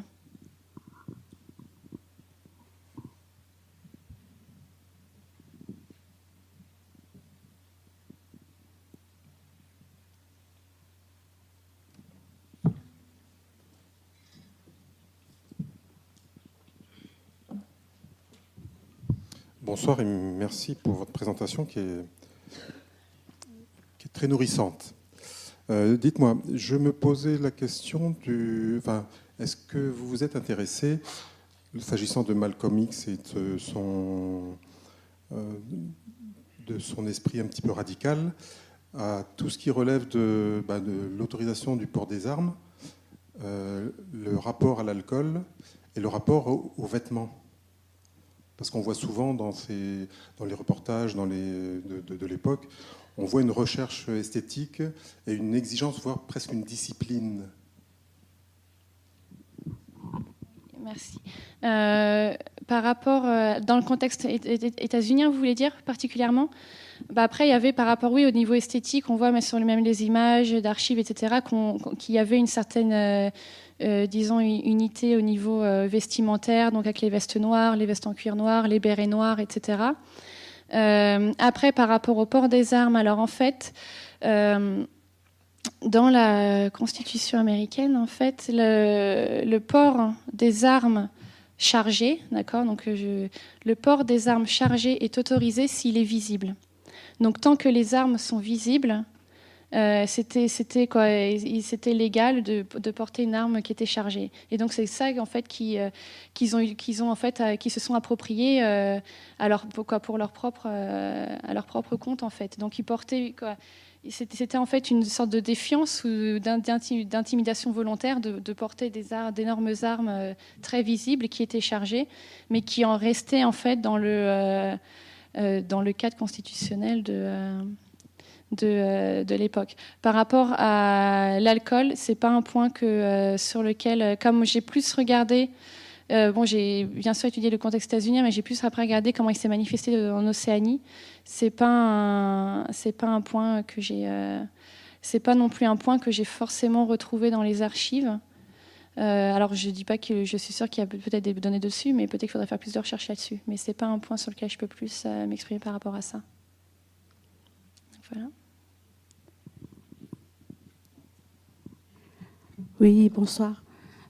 Déjà, merci beaucoup pour votre prestation. Je pense que c'est à un moment donné de l'histoire ici en Calédonie, il est important de rappeler justement ces périodes qui vont permettre peut-être à la population autochtone de Nouvelle-Calédonie, mais aussi non autochtone, de pouvoir travailler ensemble et tirer leçon surtout de cette histoire, parce que la Calédonie aussi, elle a été colonisée. La Calédonie a aussi un peuple autochtone. Et je voudrais juste apporter une peut-être contribution par rapport à ce que monsieur demandait tout à l'heure concernant les foulards rouges. C'est vrai, je vais juste rappeler que les foulards rouges, avant les foulards rouges, c'était quand même l'association des jeunes étudiants calédoniens à Paris, donc en 1968, et au lendemain de mai 68. Et ensuite, ils sont venus en Nouvelle-Calédonie, ces étudiants-là, dont M. Nido Schneslin, M. Max Chivreau, Jean-Paul Caillard, que je rappellerai. Voilà, il y a quand même un groupement hétérogène et diverses cultures. C'est ça qui est intéressant par rapport à, si on peut faire le lien avec la Nouvelle-Calédonie, c'est que je pense qu'il y a une avancée quand même déjà à cette époque-là, puisque à la suite de l'AEJCP, l'association des jeunes étudiants calédoniens de Paris, en venant ici, c'était déjà un groupe hétérogène, vraiment diversifié, les Calédoniens, les Kanaks, voilà. Et c'est dommage parce qu'en fait, on a complètement la même historique quand on voit le démantèlement progressif de ce mouvement qui a été aussi très violent au départ et qui petit à petit, on a vu un certain assagissement. Donc, oui, voilà, je dirais que c'est sans contestation, il y a beaucoup de similitudes avec les Black Panthers. C'est tout ce que je voulais dire. Merci beaucoup en tout cas pour votre... Je vous remercie.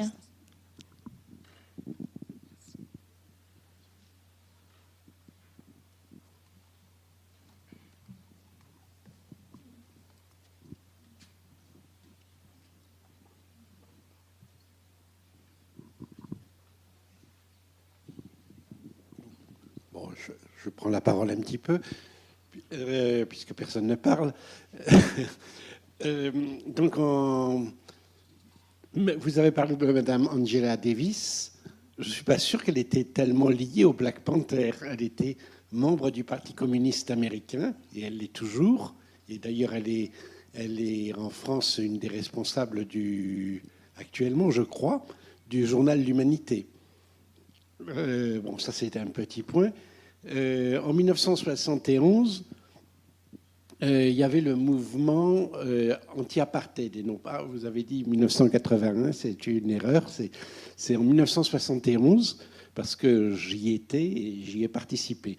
Et le mouvement anti-apartheid, alors en même temps que ce mouvement qui a mis fin à la grande tournée des Springboks d'Afrique du Sud, il s'était joint un mouvement de revendication aborigène, et en particulier le peuple Gurunji. Est-ce que ça vous dit quelque chose? Est-ce que vous pouvez m'en parler? Oui, oui. Mais par contre, quand je disais 80, c'était par rapport... Vous me parlez du contexte australien, là? Oui, oui, oui. Oui, je parlais du contexte néo-zélandais. Ah, bon, d'accord. Mais c'était donc en Nouvelle-Zélande, c'était en 80 qu'il y a eu le... Oui, 10 ans après. Oui, oui. Voilà. Oui, alors en fait, c'est lié, donc le peuple Gurindji, donc c'est lié en fait à l'ambassade aborigène. Donc c'est un peuple dans le territoire du Nord et qui ont décidé en fait de quitter. Alors en fait, ils travaillaient sur une exploitation agricole pour un blanc. Et donc, ils n'étaient pas. En fait, ils ont décidé de s'opposer en fait à la situation, à la façon dont ils étaient traités. Donc, justement, par rapport au salaire, par rapport à la terre, etc. Et donc, ils ont commencé. En fait, ils sont partis. Ça s'appelle le walk-off. Ils ont quitté en fait tous les aborigènes qui travaillaient pour les blancs. En fait, ont quitté la propriété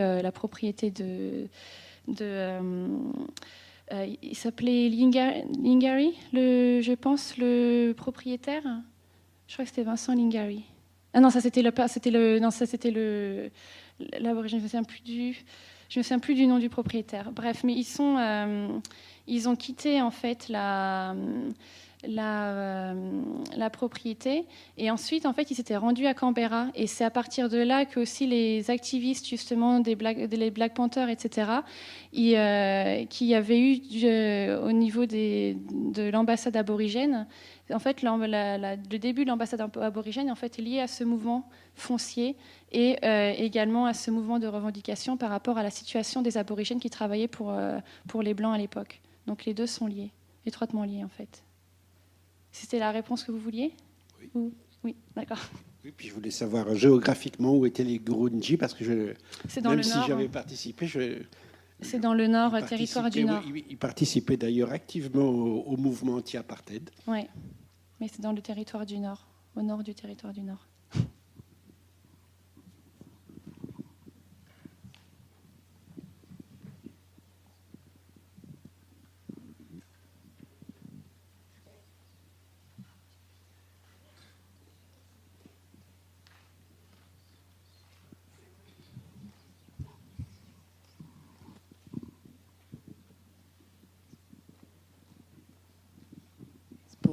Pour une précision, parce que j'ai pas très bien compris.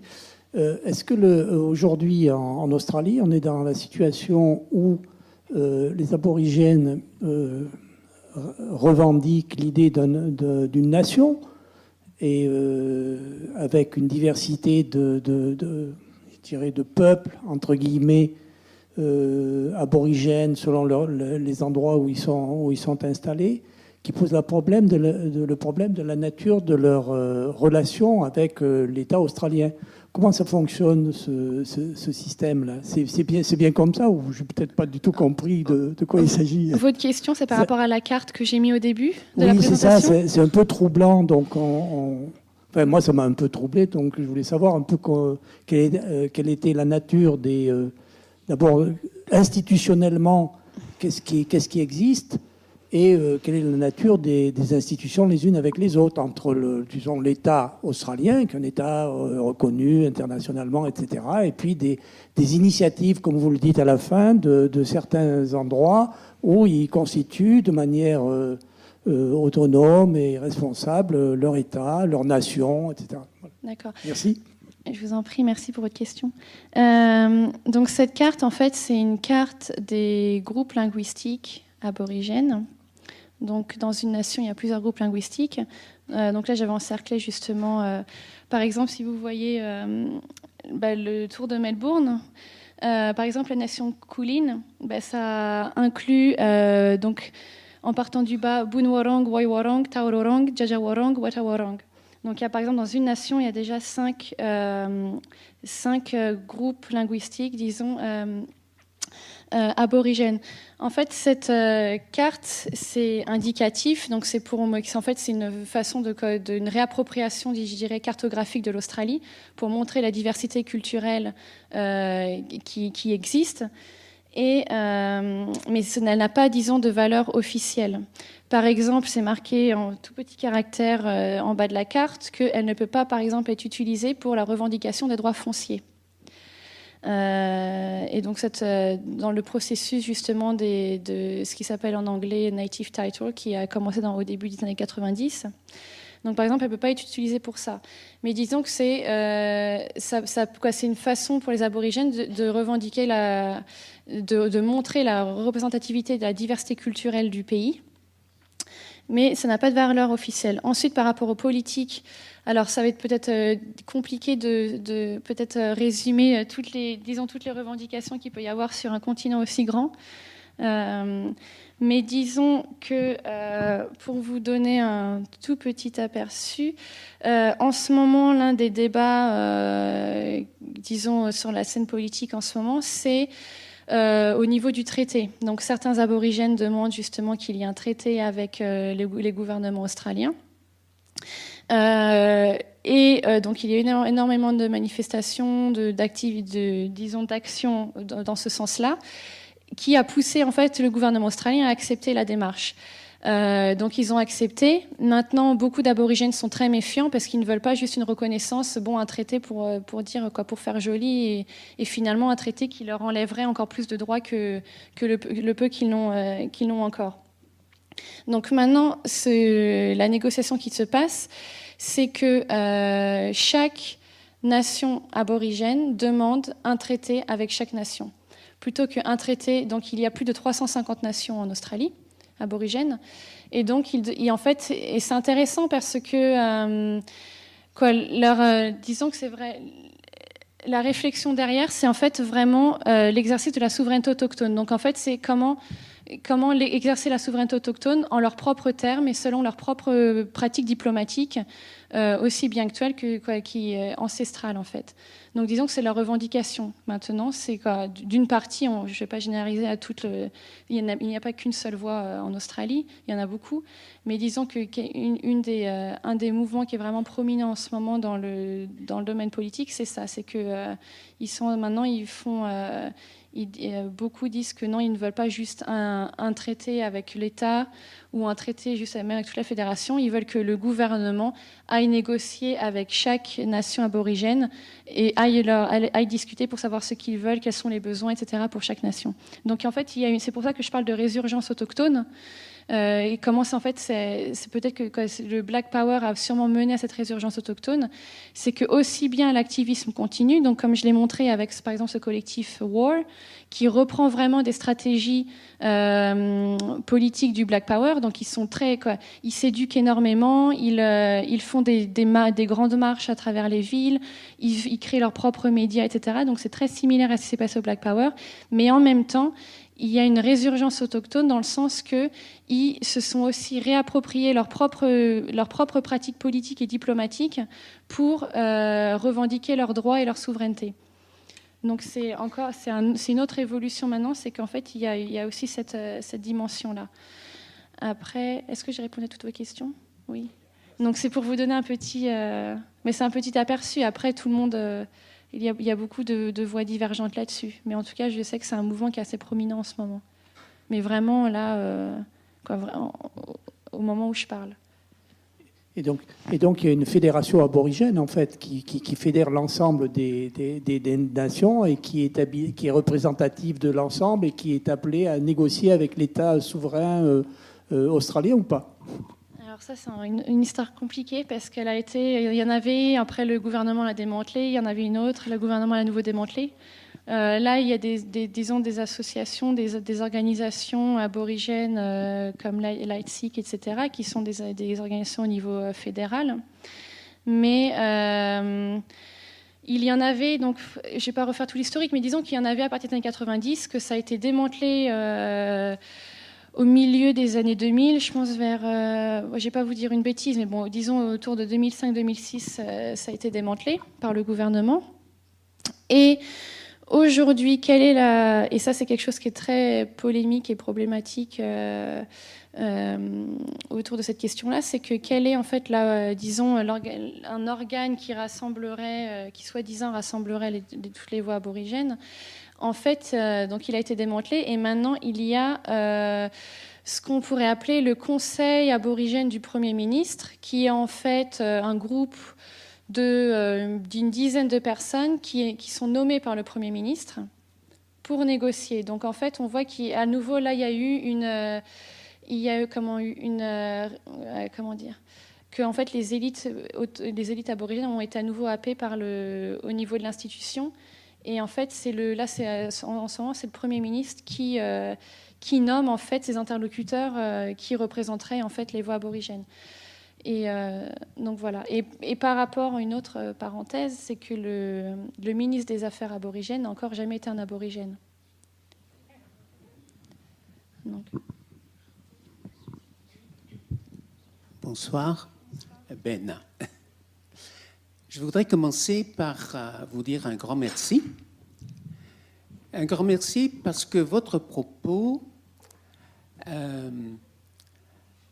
me répond en tout cas à une sorte de condamnation qui est suspendue au-dessus de nos têtes, qui est celle d'oublier son histoire.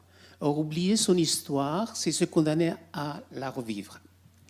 Et je pense que c'est la raison pour laquelle je vais commencer par vous dire merci, parce que votre contribution s'inscrit dans d'autres contributions, à mon avis peu nombreuses, pour nous rappeler notre histoire et surtout pour éviter qu'on revive les mêmes histoires alors qu'on devrait continuer à aller de l'avant. Et à cela, je pose la question. Ma question, elle est relative à l'essoufflement, la question du d'essoufflement de ces mouvements.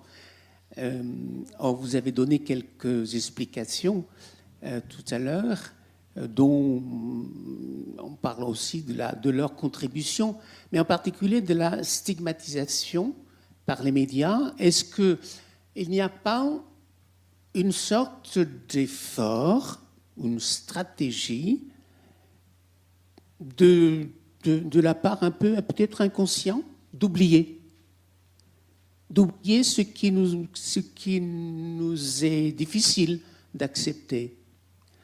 Et voilà, si tout cet essoufflement est dû au fait que, en fait, par ailleurs, on vous dit cause toujours, bonhomme. Par exemple. Or, quelque chose qui est intéressant, c'est ce que vous introduisez au départ, à savoir le symbole de la panthère. Et ça, c'est intéressant pour moi, la panthère. Pourquoi avoir choisi la panthère? Et ce qu'il disait, c'est que la panthère, elle a la vertu de réagir quand elle était coincée. Or, le problème, c'est que beaucoup de mouvements naissent parce que des gens se trouvent coincés.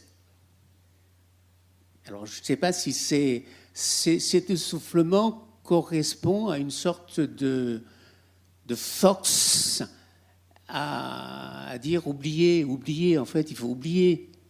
On ne peut mieux vivre qu'en oubliant notre passé. C'est une question. Vous voulez dire l'ignorance des activistes ou l'ignorance de qui par rapport à... Ou plus par rapport aux médias ou au gouvernement? Oh, il y a à la fois l'ignorance, mais à la fois une sorte de volonté. Oui, oui, bien sûr, mais de la part de qui? Et votre question, elle se porte De sur la qui? part, à la fois de la part du gouvernement, de la part des gens qui se sentent quelque part concernés, parce que c'est quand même plus simple de vivre en cachette ou vivre un peu comme l'autruche. Oui, je pense que c'est pertinent ce que vous dites, personnellement. C'est aussi pertinent parce qu'en fait, maintenant, le sujet de recherche, les questions sur lesquelles je me suis penchée après ce sujet, en fait, c'était justement l'enseignement de l'histoire et de la colonisation. Qu'est-ce qui est enseigné, qu'est-ce qui ne l'est pas, etc. Donc aussi bien ici qu'en Australie. Et en fait, c'est une des conclusions de mes recherches. C'est en fait ça, c'est le rôle de l'ignorance volontaire dans le maintien en fait d'une situation qui perdure en fait. Comment faire perdurer ou maintenir un certain pouvoir politique à travers l'oubli en fait et à travers l'ignorance. Alors bon, après c'est mon argument, mais il y a aussi je ne suis pas, je pense, la première à le dire, mais il y a aussi dans la recherche ou même dans la littérature, aussi bien politique que philosophique, plusieurs penseurs qui expliquent en fait comment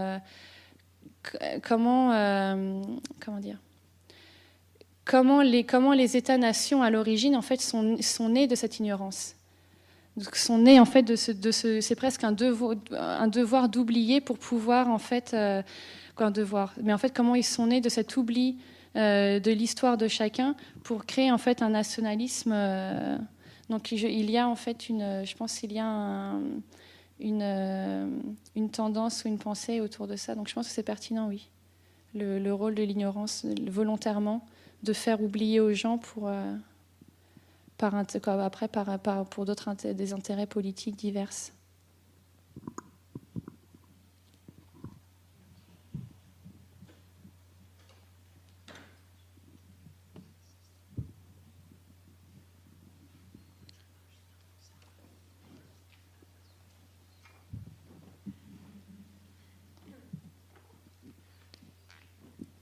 Merci.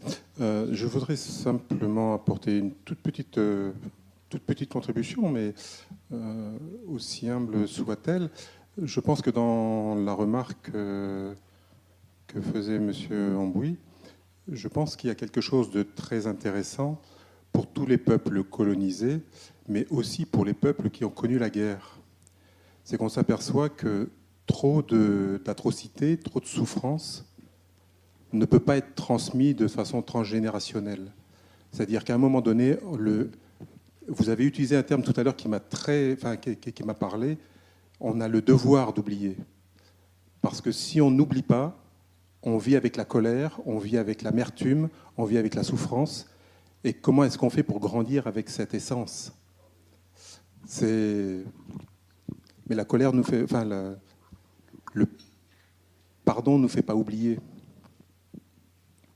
Mais par contre, je pense qu'il y a un rapport avec la souffrance. Et c'est vrai que le fait qu'à partir du moment où la souffrance s'atténue avec l'oubli, on a cette impression, il y a quelque chose de l'ordre du symbolique qui émerge et qui permet justement de transformer, de sublimer la souffrance par quelque chose de plus grand. Et l'idée que toutes ces souffrances s'agglomèrent,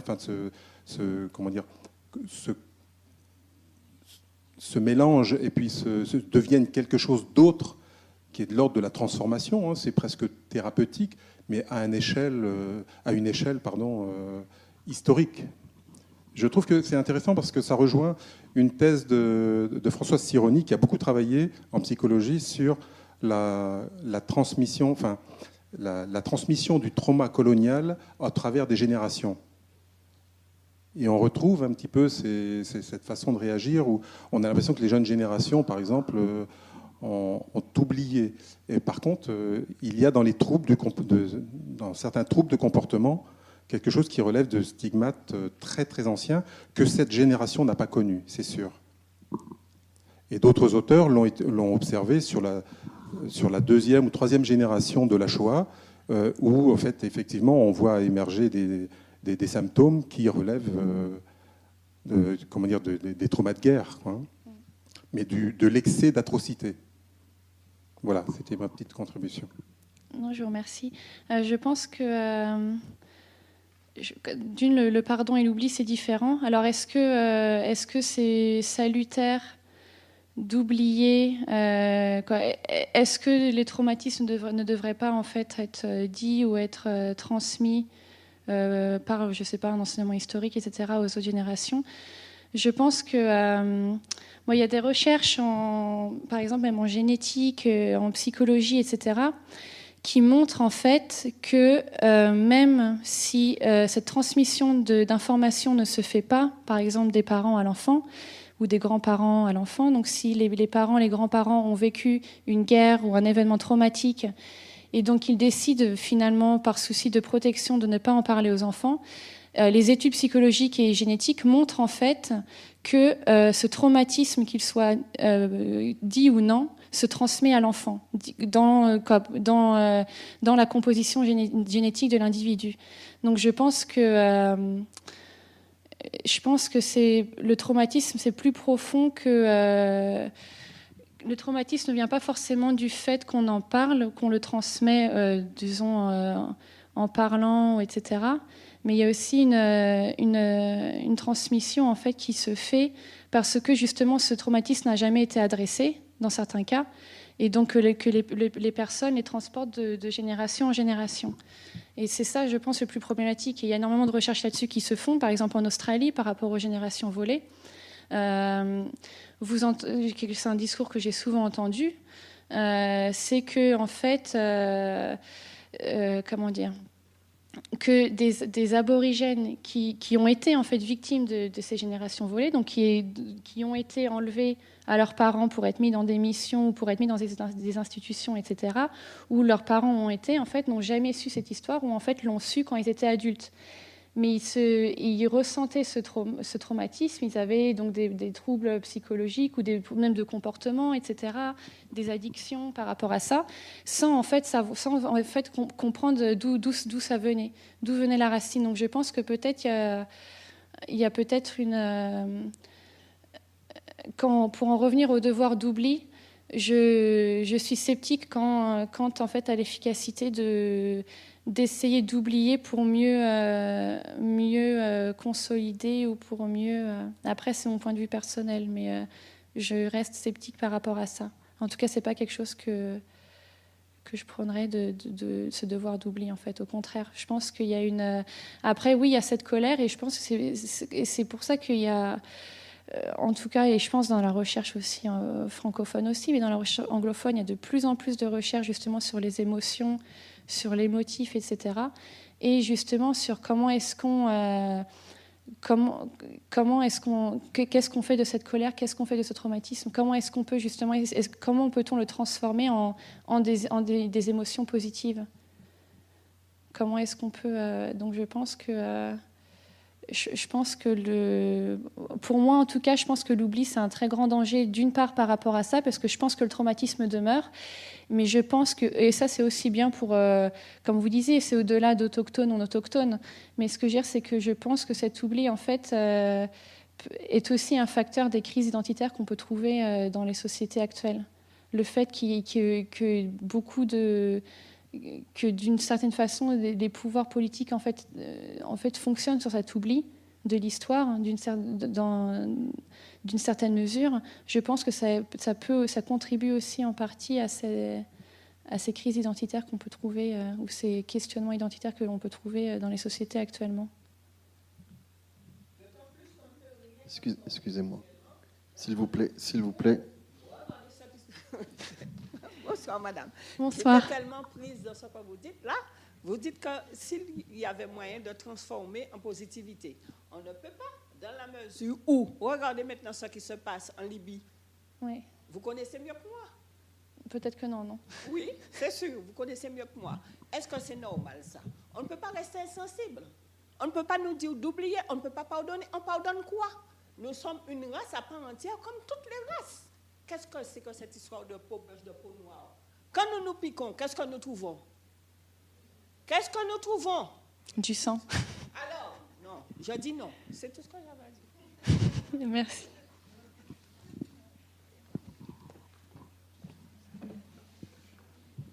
Alors, juste pour préciser, je ne prenais pas le devoir d'oubli. C'était pas le sens de mon propos. Je tentais de rechercher justement la cause de cette absence de transmission. Et je pense que dans la pensée collective, le moyen le plus thérapeutique, entre guillemets, que tout un chacun a avec soi, c'est qu'on se dit, si on n'en parle pas, ça ne se recréera pas. Ça, en fait, ça ne se transmettra pas, cette souffrance ne se transmettra pas à mes enfants. Quand on a vécu quelque chose de très violent, on ne se voit pas le mettre en mots et le transmettre à nos enfants, à raconter dans le détail toutes les souffrances que l'on a eues. Donc le devoir d'oubli, c'est ce que peut se dire tout un chacun en se disant « je fais bien ». Et on en voit aujourd'hui, comme hier, les limites, bien évidemment. Merci. Merci. Alors, je vais rebondir un peu sur ce que monsieur vient de dire à l'instant. Je pense que lorsqu'on parle d'oubli, même inconsciemment, lorsqu'on pense à l'oubli, ou lorsqu'on le met en pratique, il ne s'agit pas forcément d'oublier la souffrance, mais plutôt d'oublier ou d'éluder en quelque sorte un sentiment de culpabilité. Ce n'est pas forcément celui qui a souffert ou le peuple qui a souffert qui souhaite oublier, ou bien au contraire. C'est pour ça que certains sont encore très, très vifs quand ils parlent de certains sujets. Mais c'est plutôt l'autre bord, pas celui d'en face, mais celui d'à côté, qui aurait tendance à, avec les générations, avec le temps passé, se mettre en retrait et marquer non seulement un désintérêt, mais aussi rappeler qu'il n'a rien à voir, parce que c'était les générations passées, même si on est tous, d'une certaine façon ou d'une autre, héritiers de ce qui s'est passé. Héritiers, comme vous l'avez dit, à travers la génétique maintenant, mais aussi héritiers tout simplement d'un point de vue économique, d'un point de vue social. Donc voilà, c'est à la fois, d'un côté, ne pas oublier pour ne pas que les mêmes choses se reproduisent, comme disait le monsieur à l'autre bout de la salle, mais en face, vouloir oublier pour ne pas avoir à faire, pour ne pas avoir à faire face à ce sentiment de culpabilité, qui n'est pas forcément, qui à mon sens n'a pas lieu d'être. Voilà. Oui, non, c'est une bonne observation. Mais c'est aussi peut-être pour échapper à la responsabilité aussi. C'est pas juste culpabilité, mais c'est la responsabilité aussi, je pense.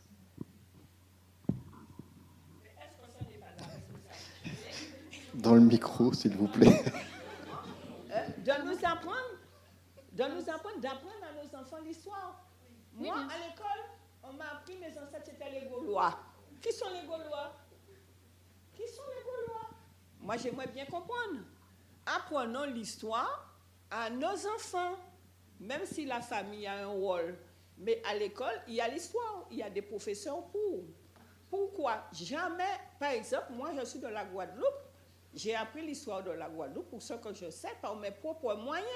Mais depuis la plus tendre enfance à l'école, on devrait montrer à quelle que soit la race, les enfants, chaque race a une histoire. Pourquoi ne pas nous expliquer ce qui s'est passé? C'est qu'il y a des choses à cacher. Maintenant, nous ne voulons plus rien cacher.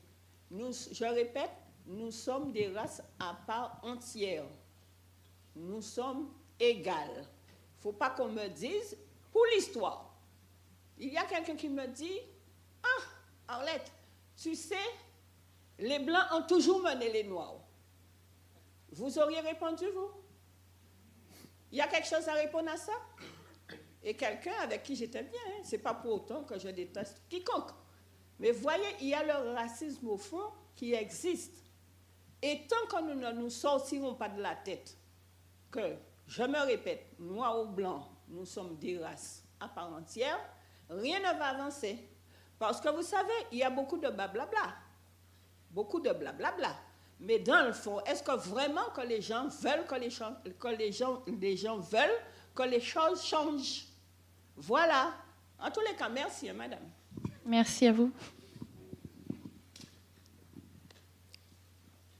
Bonsoir. C'est encore Ben, ici. Ah, pardon. Oui, je m'excuse un peu d'être un peu à l'origine un peu du problème de l'oubli et du devoir d'oubli, etc. Je pense que, en tout cas, le pardon et l'oubli vont ensemble, mais dans le sens où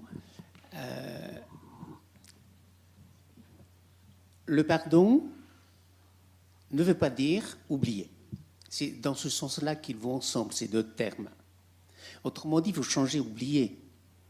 Il faut mettre le pardon ensemble avec se rappeler. On se souvient, on n'oublie pas. Et par exemple, je n'oublie pas que je suis noir. Mais cela ne m'interdit pas, ne m'empêche pas de pardonner. Et je pense que c'est l'origine de la confrontation, et il faut qu'on en soit conscient. C'est parce qu'au départ, celui qui n'est pas noir ne me connaît pas, mais c'est aussi, je dirais aussi, il ne se connaît pas. Et je pense que l'effort, il doit être fait de part et d'autre. Et le pardon permet justement cet effort-là. Il permet de se rappeler du pourquoi il y a eu difficulté au départ et se rappeler que ces difficultés-là, elles vont peut-être se reproduire si, justement, on cesse de se rappeler. Enfin, Merci.